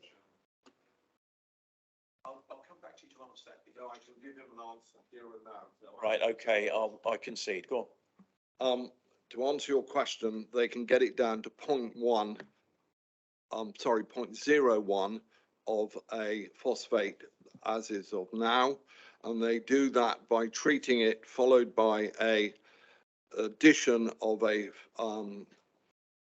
let me get the right thing, ferric chlorate chemical to the sewage that's been treated, but it has to be treated first. So you can either treat it by aeration or by anaerobic digestion, and then you have to put the phosphate treatment in. And that treatment's going into Castle Carey as we speak. It's already in Bruton, and that's the only sewage treatment works, and I use the word treatment correctly, which is the only thing that the new bill is going to cover, and I will come to that in a minute. And that will reduce it to that level. Sorry, Mr. Chairman, that's an answer to. All right, quick one. Thank you, Councillor Hobhouse, for that. And just for the record as well, I've got to duck out now. Thank you, Chair. Okay, all right, thank you for letting us know. I've forgotten. Are we going online? Okay, I've got 2 questions. Adam will read out. One's from Councillor Michael Dunk. Councillor Steve Ashton, your camera is on. It's sort of might be compromising. It's all right. Thank you. Yeah, question from Michael Dunk, Councillor Dunk. Is it fair to say that any planning permission related to phosphate emissions should be mitigated so as to not make the overall phosphate level in the Ramsar site no worse than it is now? I believe that's the case. Yes. Very good question. Good answer there. Question from Helen Kay, Councillor Kay. Question from Adam and previous speaker: when we might have a long-term plan to deal with this, assuming we get some Natural England government funds. Not really answered. Is there a light at the end of the tunnel, or will we continue with a case-by-case basis? Probably needs a longer answer. Thank you. So if we get the funds, the plug-and-play solution will mean that we'll have a catchment-wide solution which will get away development between now and 2030. Obviously, as part of preparing the new local plan, we will need to bring forward a mitigation plan in order to deliver the new homes. So that will be a key part of the work that we will need to do to bring forward a new local plan. But in terms of is there light at the end of the tunnel, we are still going to have this problem going forward until Somerset Levels and Moors is in a favourable condition. So in terms of the what we have now and any new local plan, the planned growth, we will have to deal with that, but anything over and above that will still require further work. So is that something between the 5-year period for the local plan to be prepared and or up to 2030? That's the tunnel length. Is that right? We're hoping if we get the funds from through the Nutrient Mitigation Fund that we will be able to prepare a plan which will get away all the developments that we've currently got in the allocated local plans for the previous authorities. And then we will need to do some more work to develop a further plan for any further growth above and beyond that. But that will take us to 2030 essentially. Okay, I'm going to allow Shane Collins in on the line, and then no more questions. Sorry, and beg your pardon. Sorry, Shane, don't come in yet. Alan, I've put Alan off twice now. Alan. Thank you, Mr. Chairman. First of all, I was in Holland a month ago on a mooch, relevant. Secondly, I'd like for people to go away and do a bit of homework on basic slag. It was used on the moors 60, 70 years ago for fertility. Right. And thirdly, a lot of these things didn't happen when the moors flooded naturally. I do mean naturally. I used to live on the edge and I know what I'm talking about, believe you me. That's why I feel a bit strong. I'm getting involved in some of the education. A lot of figures been bandied around here today. When they used to flood naturally, they'd flood, the water would go down. That was it for the following year. Wildlife was abundant, and I do mean abundant. Lapwings, curlews, and everything else. I'm going to be strong because I know what I'm talking about, right? And when you know what you're talking about, you can be strong on anything. Okay, but all of a sudden, a lot of these moors have been interfered with because of wildlife, and it's very important wildlife, very, very important. But when some of that land is flooded all the year round and kept naturally wet and moist, when it comes to the filtration system of the nutrients coming down, it doesn't happen. That ground's it's moist anyhow, and it won't absorb anything. Why some of these experts don't pick it up and say, I don't really know.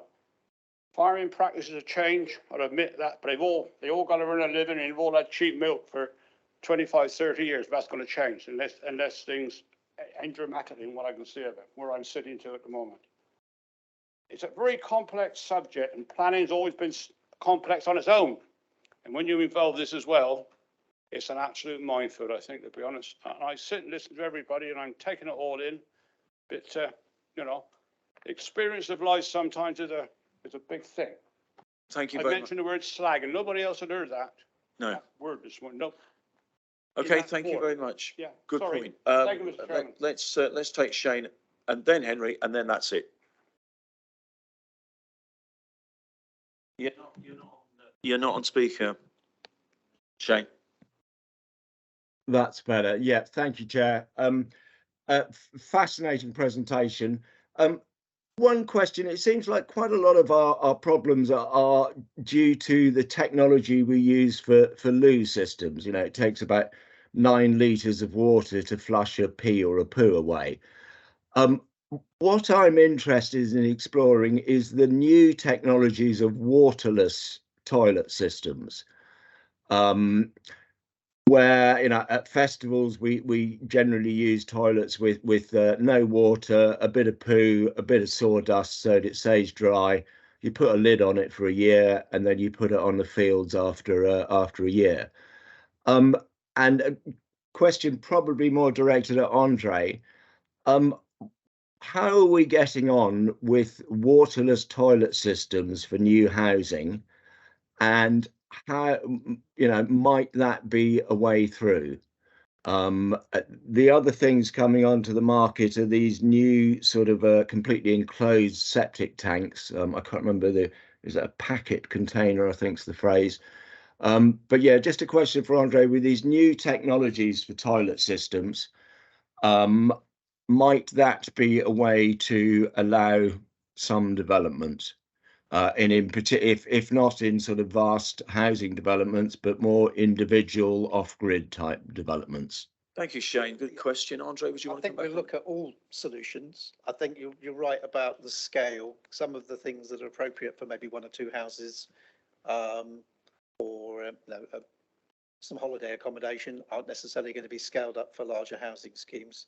I think so we'll certainly look at all opportunities, you know, and they're certainly coming through at different scales, particularly the packaged treatment plants. That's why, because that's more applicable to maybe smaller groups of dwellings. Again, there's quite a lot of, it's securing the measures over a period of time. So that's one of the difficulties that we have with the smaller schemes. Yes, they work, but how do we make sure the mitigation is going to be there over a period of 80 years? How do we fix that in terms of the legal agreements that go with the planning permission? Certainly not discounting these, and we'll look at all the things that got potential, but some of them are maybe for site-specific solutions where they're appropriate. Some of them are going to be more difficult when you're looking at things at scale. Okay, thank you. I'll forward on some information from various companies who use waterless systems. Thank you, Andre. Right, just signal to Henry that he's got 2 minutes and he tells me it's going to take longer. I'm going to hold you to 2, and I'm going to suggest you're very knowledgeable on this subject, and I accept that. We haven't had a chance to challenge your knowledge, however, which some people might want to do. And I'm going to give you 2 minutes. I have no problem about people challenging my knowledge, and I'm very happy to defend anything I say. To answer the gentleman's question, there are systems out there called aerobic treatment plants, to which you add, as I've already said, the ferric chloride system. Natural England won't clear them individually because they cannot monitor an individual house or 2 or 3 houses that they're using the ferric chloride correctly. Therefore, they're not putting phosphates into the system. Right, mitigation.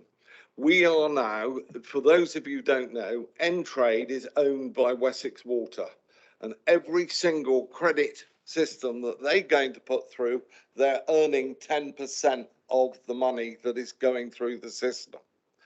And I have a real problem with people paying to build houses of which 10% the water of the profit is going back to the polluter. My next problem with the mitigation is how, excuse my language, I must clear it up. How do you justify having fallow land as a mitigating system? If you've got fallow land, you're not actually taking out or putting in any phosphates in that land. So you're not actually mitigating phosphates being put in by a sewage unit. All you're doing is saying that that land is fallow. Both of the consultants' papers that have been written on this subject, one was written by a Wells company who took advice almost exclusively from Wessex Water. The other was written by an international company in Hereford, Hertfordshire, and I can't remember its name, something international.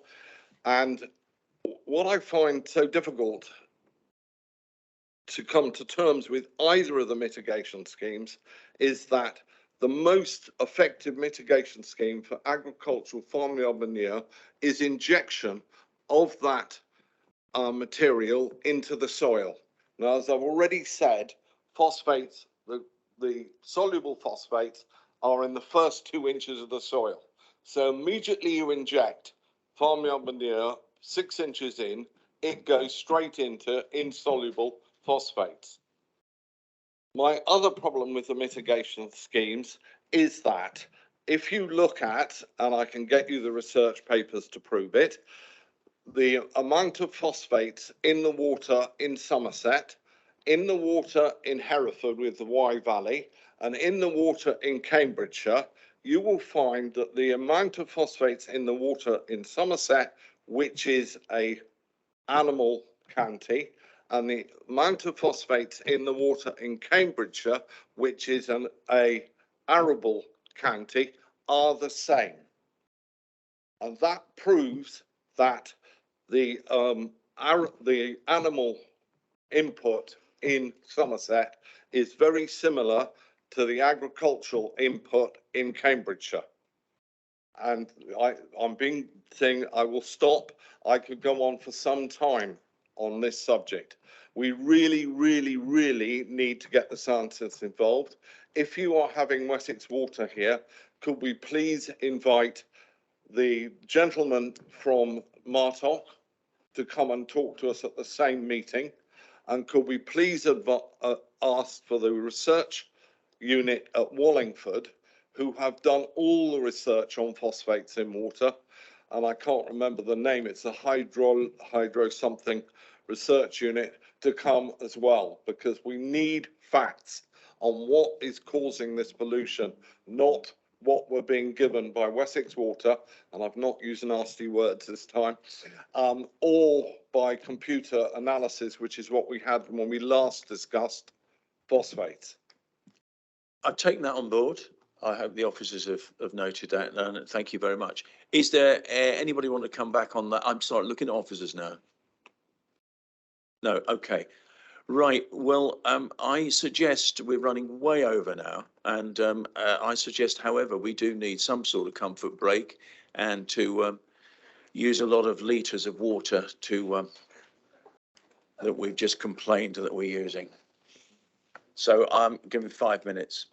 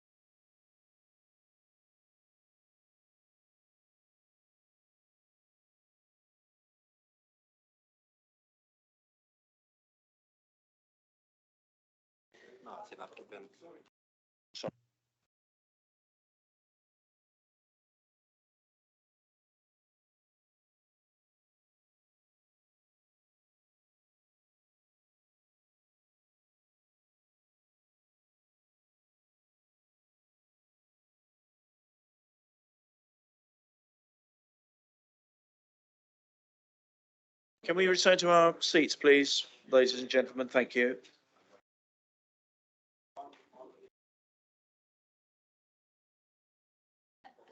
Oh, sorry, you need to wave your hand in front of the no, the one with the red circle. Just wave your hand.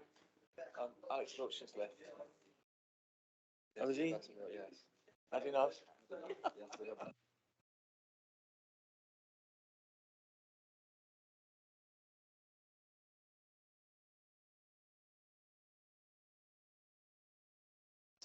Can we return to our seats, please? Thank you. We're about to convene again. Even Councillor Mansell must return to his seat. Thank you.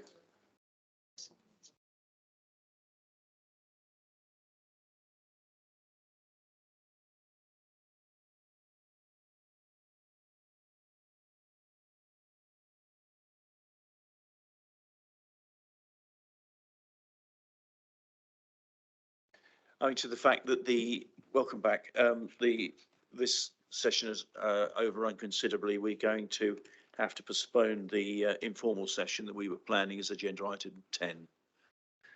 Thank you. Okay, agenda item 6, infrastructure and transport, highway service responsiveness. And we have David Carter here, who's now the Service Director for Infrastructure and Transport, to present the report and accompanying PowerPoint presentation. No, possibly not.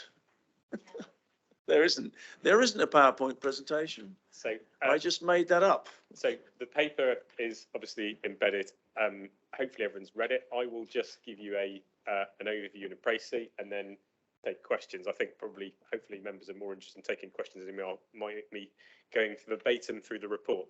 So I don't think it will be a surprise to anybody that the responsiveness to inquiries from members, the public and businesses of the highway service, and I use the word highway service in inverted commas because it's a very broad church and that's part of the issue, hasn't over the last few years lived up to the expectations of most people. So I was aware of that prior to getting the post I now have in the old days of the county council. The lead member is acutely aware of that and has made it a priority, as has Mickey. So what we've set out is the proposal for a scrutiny task and finish group to help frame what the problem is, and very much from the point of view of reality, anecdote and the perception, because what matters very much is the reputation of the service and the reputation of the council, which is intertwined in terms of are we responding.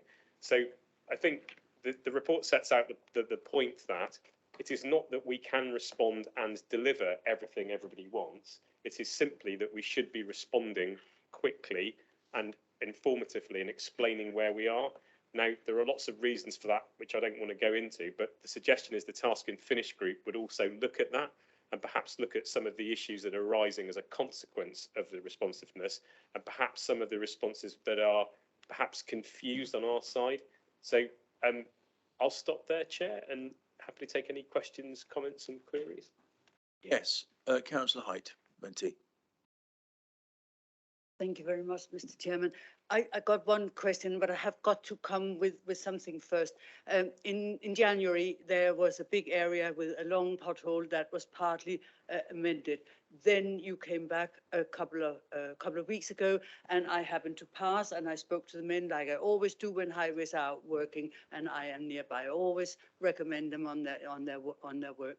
And I asked them, what asphalt are you laying down now? And they said, oh, it's a new type and we are a new group, and it's warm asphalt instead of the semi product that was put in December.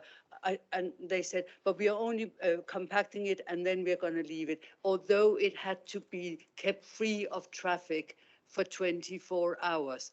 my question is, why was that not done? It is right where the veterinary business is, and there's traffic 24/7 up that road. So when you get somebody working for highways that are not employed by highways themselves, but a company, and they are saying to me that it has to be done this way, why is it then not followed up? Because that is cutting corners, and taxpayers are paying for cutting corners. So that's my question. Thank you. So I don't know the specific incident as well, so be very careful in my response, but I think that might be to do with the fact that our main contractor, Milestone, subcontracts surfacing to a supplier, and that's possibly who you were talking to, Councillor. And I think that again, warm asphalt is something that we're using to reduce carbon emissions because it has a lot less embodied carbon. It doesn't heat, you don't heat it up as much. The consequence of having to leave it for 24 hours to effectively cure that's just a side effect of the use of the material. So, yes. Okay. Thank you. Henry, you have a question.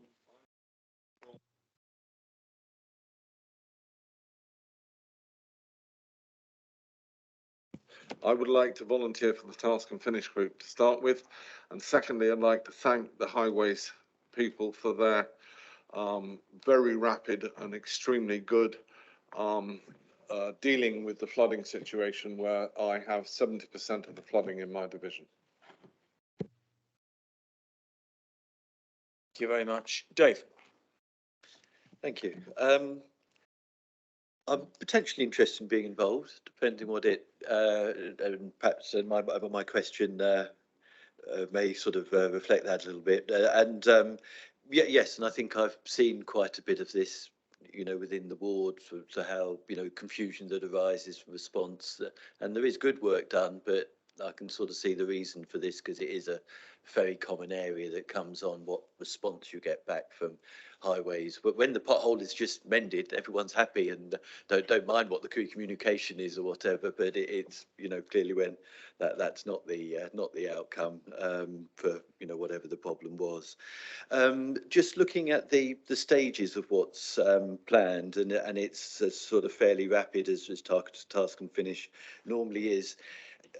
By looking at sort of stage 2, it struck me some of the elements it listed there, in fact, probably all of them, struck me as rather technical and probably, in my eyes at least, possibly more for officers to do after the task and finish group had sort of come to its conclusions on more general approaches.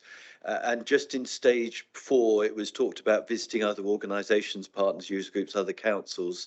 And yes, I think it's good to collect information from them.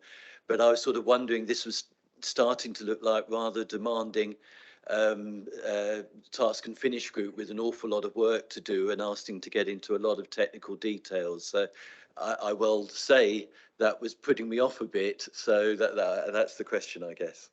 So point of clarification, I think, Chair, on that, stage 2 is intended to be officers. So the discrete task is set out for the task and finish group in section 3.1 to 3.5. So the other stages are the overall stages of the rest of the project, Councillor Mansell. So that was the intention.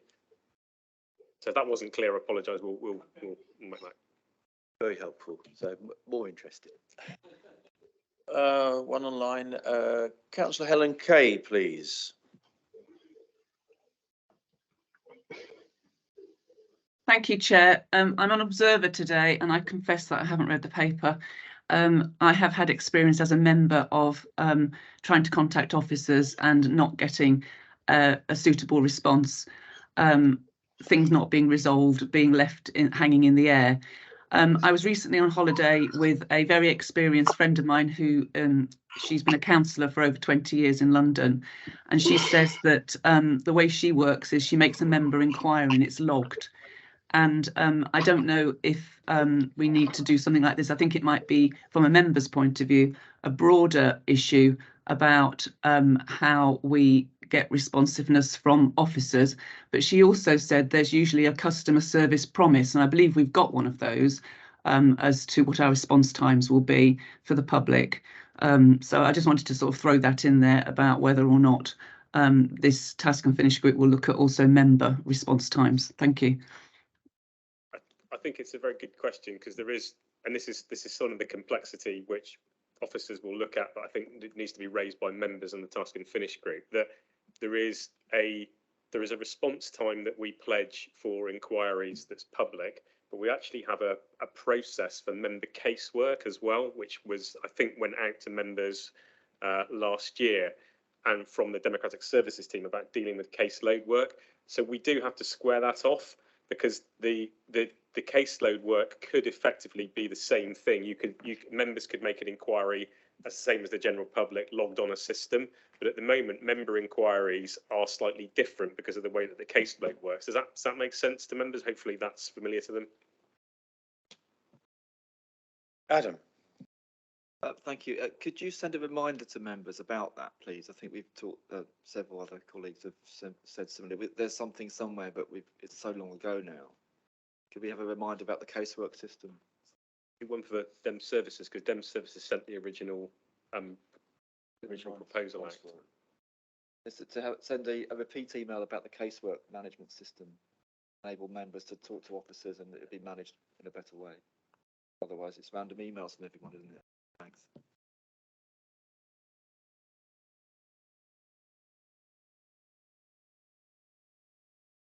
Yes, I do beg your pardon. Yeah, so I did have my hand up and I was actually going to volunteer, but I can't believe I'm going to volunteer. But no, I mean, thank you. I mean, this is really good news because I just get fed up of going to parish councils and getting battered on your behalf, to be honest. And I think there is responsiveness, and I think I could. And I noticed it was at 3.1 of them. We were talking about a selection of parish councils.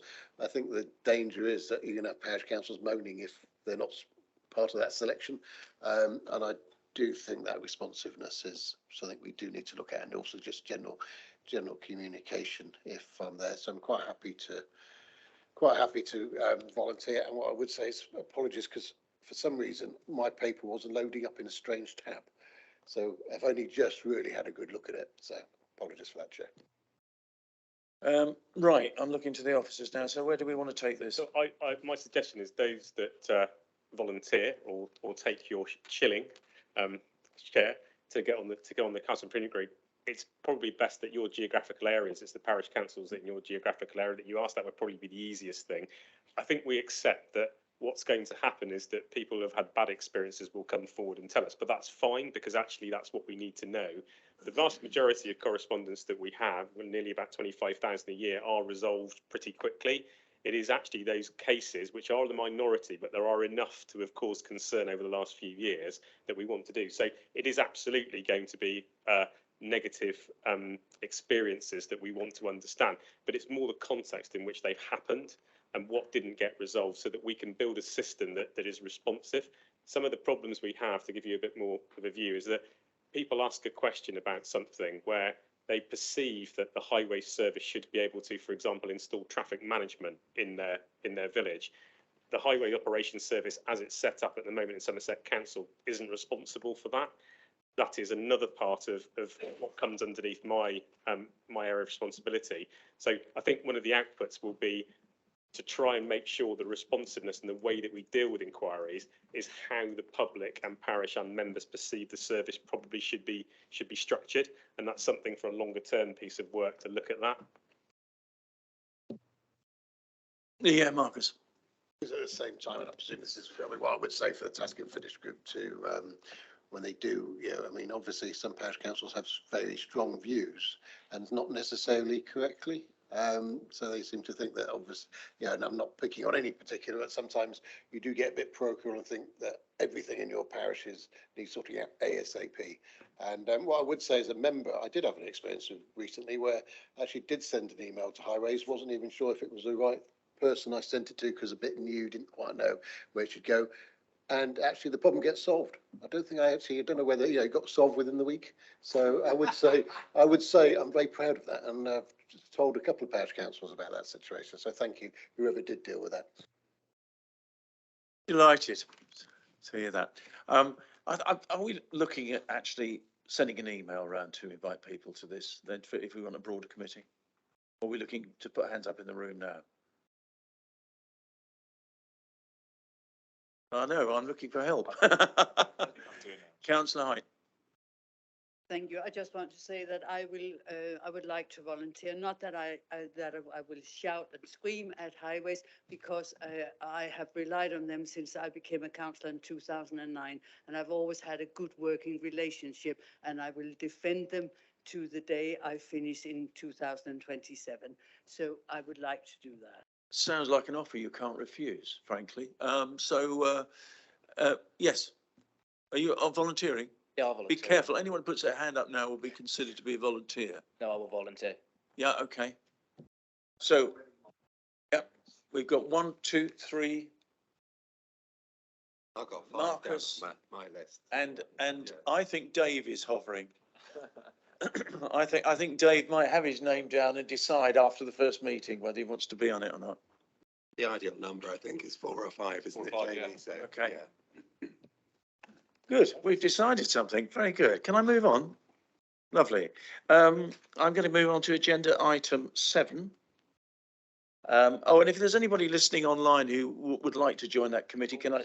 So, Helen Kay, is your a legacy hand?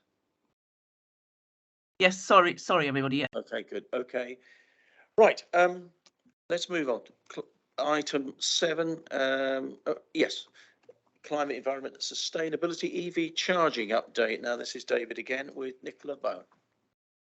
Oh, I'm sorry, I beg your pardon. Sorry, can I introduce Sue Tomlinson as well? Sue's our programme manager for EV charging. So Sue's going to take any more detailed questions, but I'll briefly run through the paper and field initial inquiries. It is an update, so to give a flavour to the committee in the spirit of what Mickey was talking about having a wider look at things. Electric vehicle charging, and it includes some information on fleet strategy, because that is intrinsic in terms of decarbonising our fleet strategy. Sorry, decarbonising our fleet. We obviously need to move most of our fleet to electric vehicles, certainly in the short term. So the first part of the report deals with the fact that we have got funding from government to look at this issue specifically. This is particularly on-street charging as opposed to off-street or destination charging. We've got sums of money there for the next few years. That's revenue funding that you can see in the table in 2.2. That's to pay for officer time to look at this.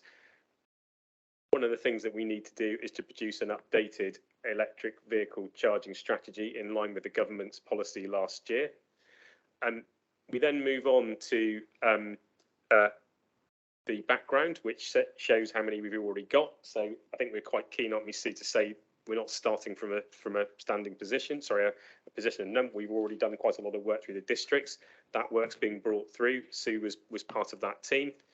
And then 3.3, this is proposals for e-gullies. If you've not heard of these before, this is basically putting a private wire charging cable into a footway, but in a safe repository. So an e-gully is effectively a piece of material that sits in a footway that you can put a wire in. It's no more complicated than that. They're being trialled elsewhere in the country. We would like to do a trial. It is also to address the issue that on-street charging potentially can be hugely more expensive than off-street charging for your domestic energy. So it's a chance to see whether this works. We were discussing briefly, there's all sorts of challenges with this, so we'll see how it operates. We'll do a discrete trial and then report back and develop a policy based on that. So we then run through the executives of the Levi Fund. We've been notionally allocated 3.7 million or 3.783 million pounds, the government. As with all things, we have to effectively bid or put a business case to draw that funding down. Sue's leading that work. That will submit, I think, is it in November, our first pass on to draw the money down, and then the money becomes available in March of 2024, and then the balance becomes available, I think, in April, the summer of 2024. So we're developing a proposal for that. I think we can probably answer some questions on that at the moment, but we haven't got an absolute position on that because we're working out the business case. A bit on progress, and then a bit on the EV charging strategy. As I said, we have an overall EV charging strategy already adopted, which was developed by the 4 authorities and Somerset County Council. That's still extant. However, the government's EV charging strategy, which came out in March of 2022, there are some elements of that we now require to do some policy update, and the intention is to take a paper possibly to July exec just to update our policy. And that runs through some of the things that we're required to do. And then the final part is the update on fleet strategy. So we have already started the process of decarbonising our fleet. That's the purchase of electric vehicles in the main under 3.5 tonnes, and above that where we can. An example is Transporting Somerset have some electric minibuses as well, which have proved very successful. There's a number of work streams there looking at our own premises for charging points. You'd probably be aware that the charging points that were in County Hall are no longer available. So we're looking at that to address that and address it across all our premises. We also would like to bring forward a policy that states that vehicles under 3.5 tonnes, both from our own purposes and from our contractors' purposes, we will require them to be electric vehicles in the future. We're looking at charging and data systems as well. This is quite a complex process. So, for example, if we have an employee who has a council-issued van and it's an electric vehicle and they need to charge it at home, how do we work that out? So we need a system where effectively we can charge their vehicle on the rate of electricity that we pay. They may be able to use that for their own domestic purposes as well, but the charger would need to differentiate from that. So that's a piece of work that's ongoing. And final one is that our fleet maintenance contract, which we currently have outsourced, is going to be in-sourced. So we're not going to renew that fleet maintenance contract, which is currently with a firm called Milestone. I think that is it. Thank you very much. So, yeah, any questions around the room? I've got Councillor Hobhouse. Great. Two questions. Henry, put your. Keep, we want to hear you. You know that. The first question is, why are you concentrating on the low level? Is it because you don't want to put three-phase in? I understand why you do that, but the strategy at South Somerset, which I helped develop, was that we wanted to put fast chargers in to try and attract people off the 303 down into our towns, so that it helped our high streets stay profitable. To do that, you've got to have high speed charging, because people don't want to come off the 303 for longer than half an hour, three-quarters of an hour, into places like Castlecarry and Wincanton and Ilchester and Ilminster and all the rest. Have you got that written into your strategy? And if you have, why are you still concentrating on low point charging? Sorry to be so technical. So with our Levi funding, the Levi funding is specifically about low powered charging units, the 7s and the 22s. That's what they're looking for. They want us to install charging units in locations where people haven't got access to their own driveways, they haven't got off-street parking. So the instruction from government is that they want us to install low power charging units. But what we're looking for is having the right charging unit in the right location, which means having a variety of different solutions. So when we pull our business case together, we will have a variety of different solutions working with a charge point operator that will be going out to procurement to get somebody on board that can help us deliver that variety. Okay, can we just remember the strategy?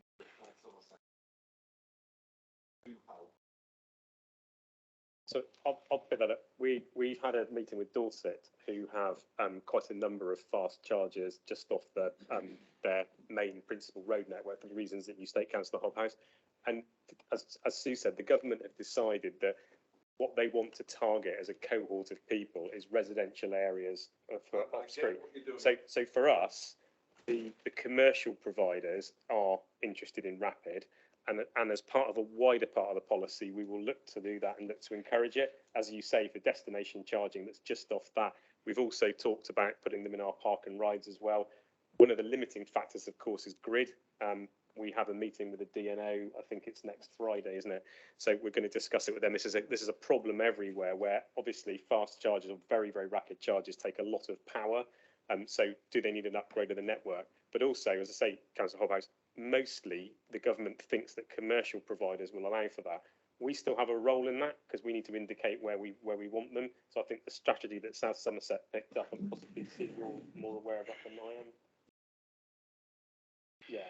So we will carry on pursuing that. There is a solution to the power supply batteries thing you can download at night when the supply problem is bad and the electricity is cheaper. I say batteries, I mean containers. Can't hear anything. Can't That's hear. difficult. Okay, let's move on. I have my hand up, Mr. Chairman, again, sorry. You did. I'm You sorry. did. I've got Marcus. I'm going to grow up. All right, I I'm can gonna take grow a Alan. beard next time. I'll take Alan, I've got to. and then Marcus, and then Dave. Okay. Take Alan. On the breakfast news this morning, very early it was actually, they're stopping cables coming right across pavements for dressing people without no pudding in driveways and what have you. Now, how would you get over that one? Would you allow people to put a channel or something in the pavement? Yeah, I think that was mentioned. There's a gully. Yeah. Yeah. A gully. Do you want to elaborate on that at all, Dave? You ought to go. A gully isn't really the answer. You want to go underneath with a pipe, but someone don't you really? And That's precisely what they are. That's precisely what an e-gully is. right, they're going to make it law, I think, this afternoon in the House. Okay, I'll take your word for it. I was listening to Radio 4 this morning. I didn't hear that, but if that it's possible that will be something the government does it at some point in time to make it a legal right for households, but I'm not aware of that quite yet. Thank you very much. The sound ain't very good in here, Mr. Chairman. I'm going to say it. I don't know if my ears are. Some people are not speaking quite close enough to the You're right, microphone. the sound is actually terrible. When I was on one of them things on the television, on the screen there last week, and it Can I was ask even if, worse. well, can I ask if you're speaking, if you could speak quite close to the microphone? Thank you very much. Councillor Marcus Kravis, sorry, I beg your pardon. Kravis. It's quite interesting. If you call Davis, you call Davis, although if you look at it, it's almost the same, but then don't go to the subject. I'm yet to give up on that battle. There you go, must be speaking too loud. That's the first. Good luck with the DNOs. I think there's been problems all over the West Country with that. The question, I suppose, I was looking at, why am I feeding back? Right. There you go. Can you hear me? I was looking at regarding, I've lost it now, the home and destination. Of course, I come from the west of the county, and of course, the other issue we've got, although I understand we are finally getting an electric charge point in Dunster, which would be nice, is obviously the visitor market. And obviously, there's lots of the definition of home, work, and destination. Because obviously, you've got a lot of accommodation providers, particularly when you get further up on the moor. And of course, we've got probably a bit of a dearth of charging once you get up a bit. I noticed that a certain fast food outlet has now got an electric charge point in one of our, not in my division, just outside my division. So it's when we're looking at the new policy, can we make sure that we include the possibility of looking at some of the accommodation providers, however small or big they are. And obviously I agree with what Henry was saying about batteries, although I do worry about the capacity of the batteries and how much that would be. But then actually there are certain areas we wouldn't, if we do it rightly and smartly, we wouldn't be so necessarily dependent on the grid, but it's just the amount of charging that you could actually do might be prohibitive at this time.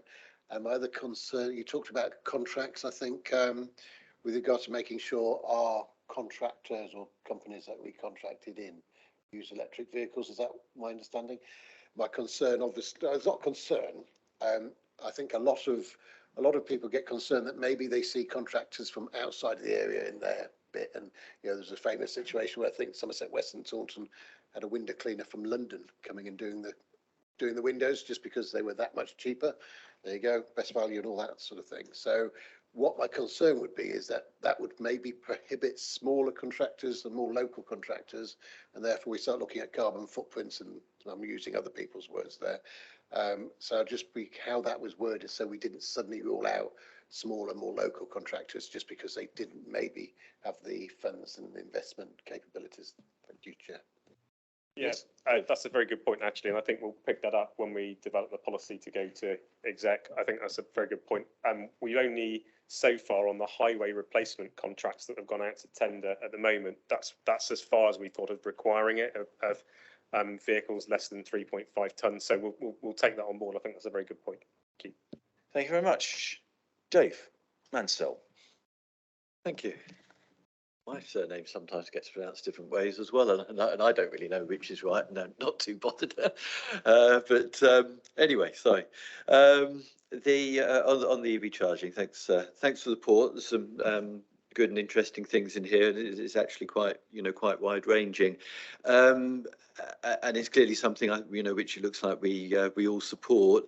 I would like to observe that I do think it's important that it ends up being viewed as part of an overall transport strategy as well. We don't just look at entirely swapping from fossil fuel cars to electric cars without considering the wider impacts as well. But that is sort of covered by saying this will sit within a local transport plan, and I do believe that that's important. So I was pleased to see that. I guess see what this, what part of this is looking at with the Levi Fund, and a lot of this is aimed at that part of the report is about, in effect, people home charging, or the equivalent of their home charging. So that's the market that a good deal of the thrust of this seems to be about. So eventually in time we'll be talking about at scale, lots of charging points being needed, and so myself, I'm quite comfortable with the power range that we're being talked about here. It brings costs down. It does avoid the problem with overburdening the grid, which is a big issue. We do need demand management, and so charging cars within 30 minutes when they can be quite happily left overnight to charge or whatever makes a lot of sense, and should be a direction I think we should be facilitating. Now, a question on the gullies, and interesting, and you can see that does need to be part of the solution. I don't know whether you can say at this stage. I'd be interested to know roughly what a cost of putting in a gully is, and I'm also interested in who pays that. I'm assuming it would be the resident who connects. In effect, we're providing a solution to individual residents there. And that is part of the solution, I agree. I have a feeling, though, that, and especially as we're ramping up, that we shouldn't over-focus on gullies. I think there's a need for community charging points on street as well. And just possibly, that is where more of the early action should be, as well as a bit on the gullies. I don't know, but I certainly think it's part of the solution. So I do hope that we will be looking at fixed charging points, which a number of people can share the use of in streets. They will also be sharing ones in car parks, I think, as well, although the focus here is talking about on street. But I think, we should recognise that our car parks will be an important part of the charging infrastructure. So your reassurance on that would be welcome. And just, I think finally, you're looking to appoint a single operator for these, which makes sense. Interested to know, are we looking at a council-owned system or concessions? I think we're talking about council-owned, but again, can I just confirm that? To Sue for the substantive detail. Just on the final point, Councillor Mansell, at the moment we are, and we'll write all this in a as I say, in a formal paper. At the moment, our thinking is that we probably don't want to get involved in having any revenue risk involved in it, because that would put a liability on the council, which is very difficult, and all the other things that we struggle to fund. So we might put the capital in through the bid, but the revenue risk we think at the moment would sit with the operator, rather than us operating and maintaining them. That's how other authorities have looked at it so far, because it avoids the liability. That's not to say that after the end of the concession, the kit wouldn't become ours and it would be our problem. But as the concession will probably be for 10 or 15 years, that's quite a way down the line to worry about that. But Sue, can you pick up those other points?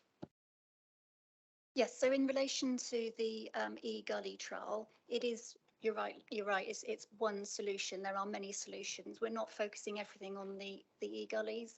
It will work in some locations. It won't work in other locations. We want to have a variety of different locations that we can test so that we can prove whether it works or whether it doesn't work. In terms of the cost of that, we need to work through how much that's going to cost. It's likely to be on a license basis that the homeowner will be paying for.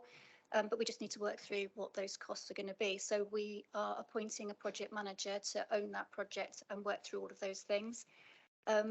In terms of on street for public, yes, that will come into the whole Levi project that we pull together in the business case and that one supplier that we're talking about. So we would be looking at hub locations, on street locations, and then car park locations. So a variety of different solutions. Don't have the numbers yet, don't have the locations yet. That's all something that we've still got to work through. And I know David has answered the question about concession. It is likely to be on a concession basis rather than a zoning, but I just wanted to add into that is that we have got experience of all different types of contracts. I came from what was Somerset West and Taunton, and in Somerset West and Taunton we purchased and owned the charging units, and we also had a concession contract as well. So we have got experience of both types. So I just wanted to let you know that we have got experience, which is really good because with regards to the Levi Fund, we're going to be going for tranche one because we have got that experience, we've got the knowledge, and we've got the strategy already. Want to come back? Yes, Dave. Yes, if I may. Yeah, just to ask, that all sounds fine. With the concession approach, there is though a contract with regard to the service that would be provided.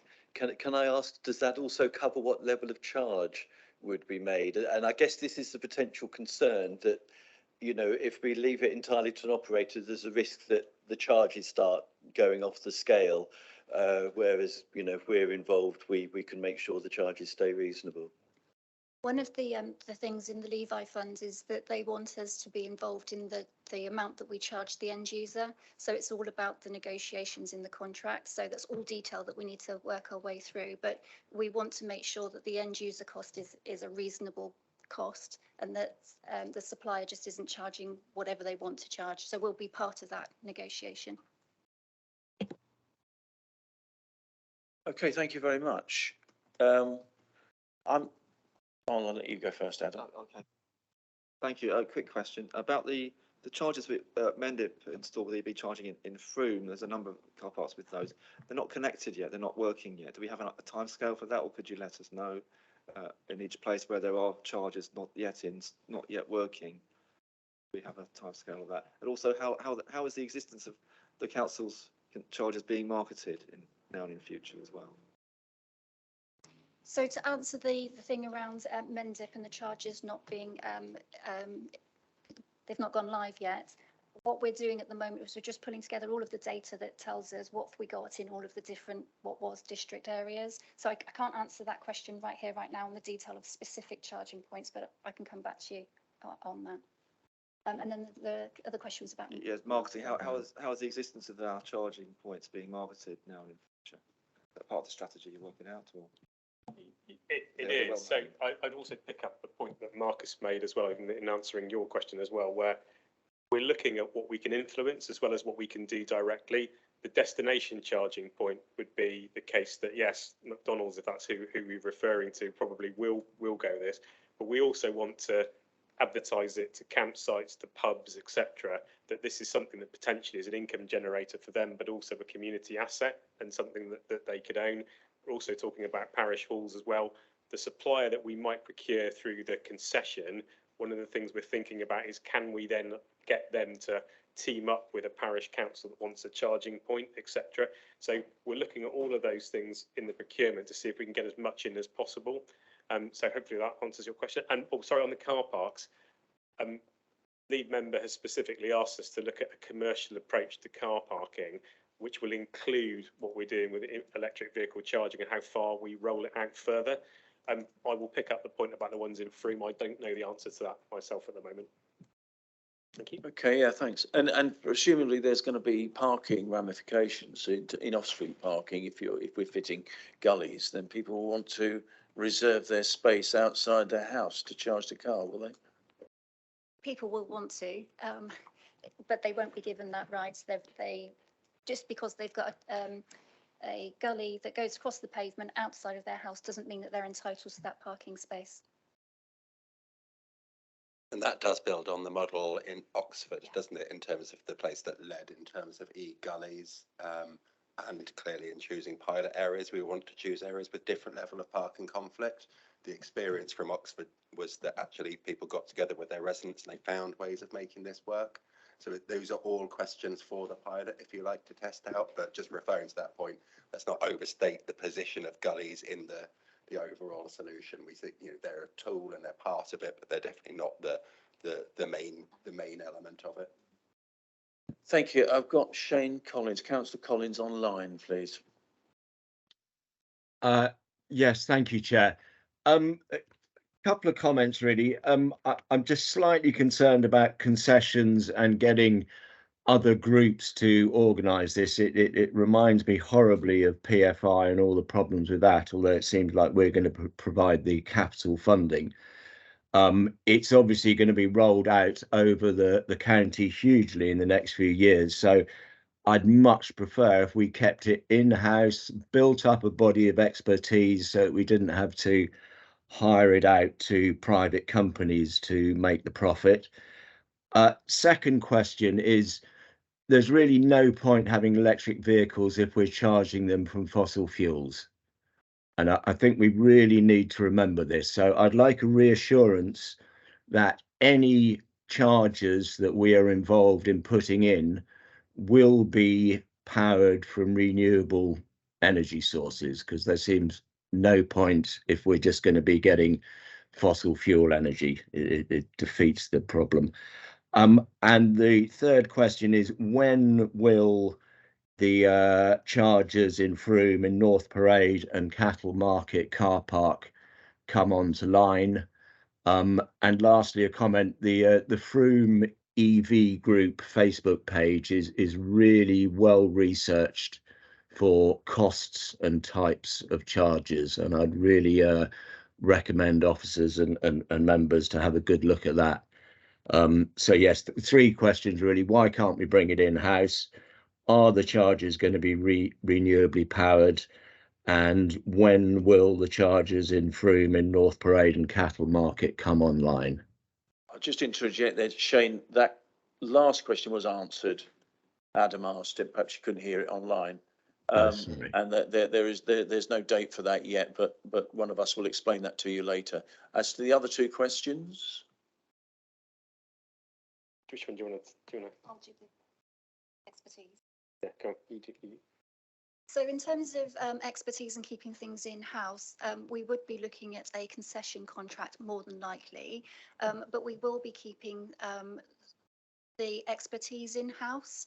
Part of the Levi Fund is about having a legacy, and it's about making sure that we don't get people that come in, do the work, and then leave and they're not seen again. It is about making sure that we keep that legacy. That's why we've got the capability fund, so that we've got resource that can be allocated to the project and resource that will see the whole project through. Although we will be doing a concession contract, we've got the capital funding that will pay for the infrastructure, and the Levi Fund is about us owning that infrastructure at the end of the contract. So it's all detail that we've got to work through, but just to reassure you that we will own something at the end of this, and we will have the resource that's got the knowledge and the experience, so we will have some legacy.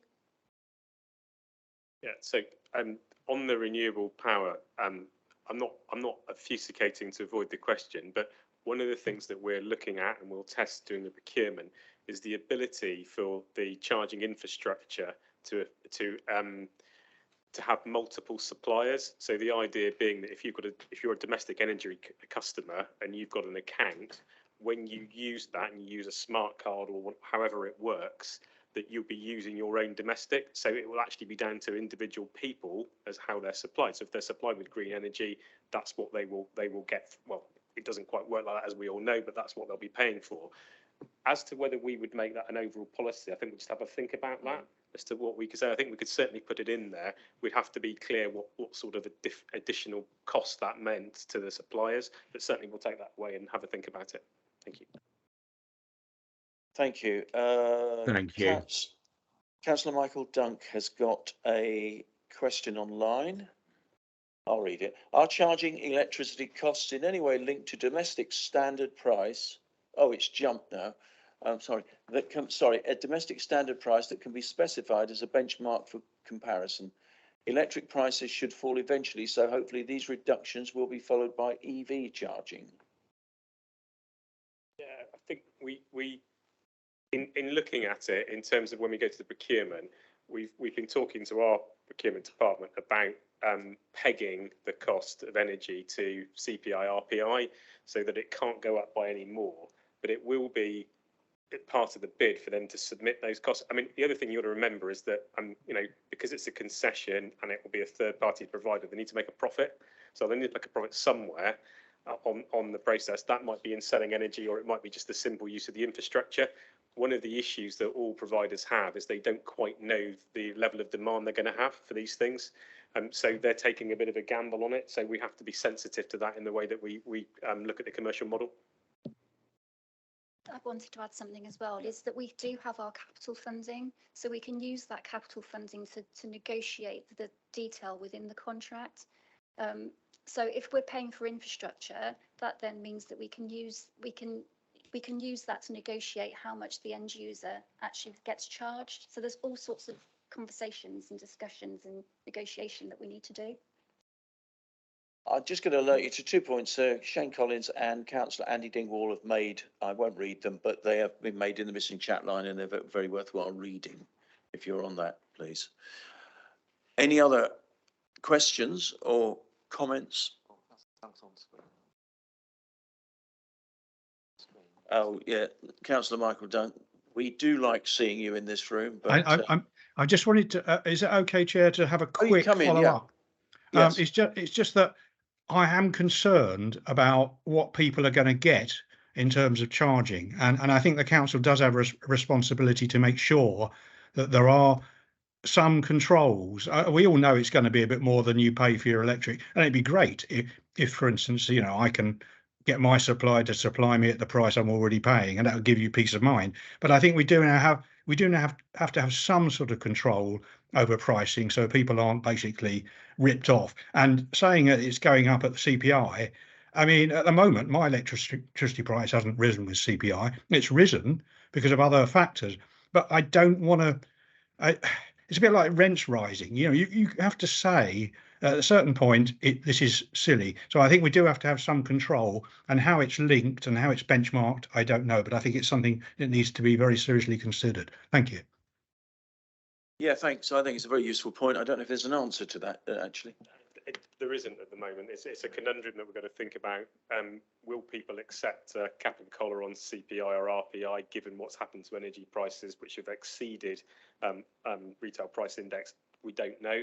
In other times, that probably would have been okay for a contractor to take on it. So we'll have to have a think about it, but it's certainly something we are going to have to address in however we procure this. Thank you. And I think, Henry, you want to make a point? You need to put your... I just wanted to talk about the flooding at the end of the meeting. If the other questions have ended on the EVs.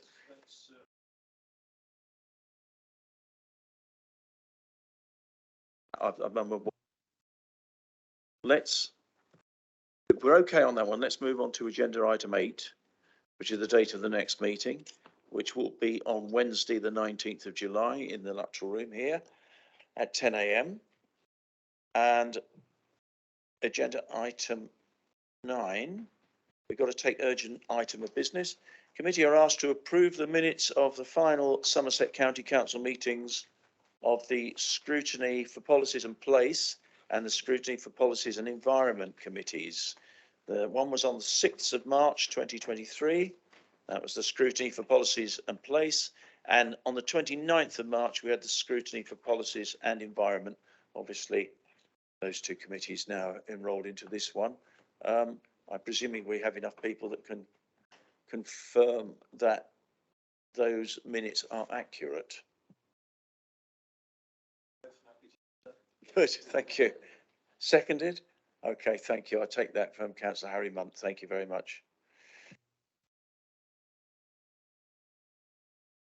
You wanted, under any other business, you want to bring up water?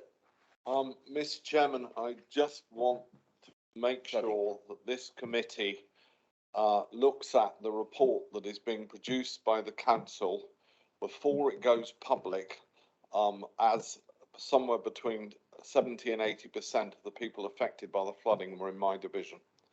And it is, I think, extremely important that we make sure that the report reflects the climate change problems that we are going to have. Because in 2008, West Camel, which was flooded again, this time flooded on a once in a lifetime event that supposedly it had flooded 40 years before, it then flooded in 2008, it's flooded again this time. It's the shortest lifetime I've ever heard of. And I think it's the report that's coming out to look at the problems needs to be absolutely certain that it comes here before it goes public. Mickey. Yeah, thank you. I think you're referring to the kind of Section 19 reports that as lead local flood authority we have to do. So we're working through that at the moment. You'll be aware that they normally take quite a long time to produce because they are very in-depth pieces of work. You'll also obviously be aware of, and as you pointed out, this was an unusual event in terms of it affected places that weren't on our radar, to be honest, because they were even outside the 1 in 1,000 kind of events. So we've got a couple of considerations we're thinking through. Is it one Section 19 report covering the whole event? Do we break it down to a number? How do we engage the community in that? Clearly, if we, it always comes here, I'm pretty sure that would be my default anyway.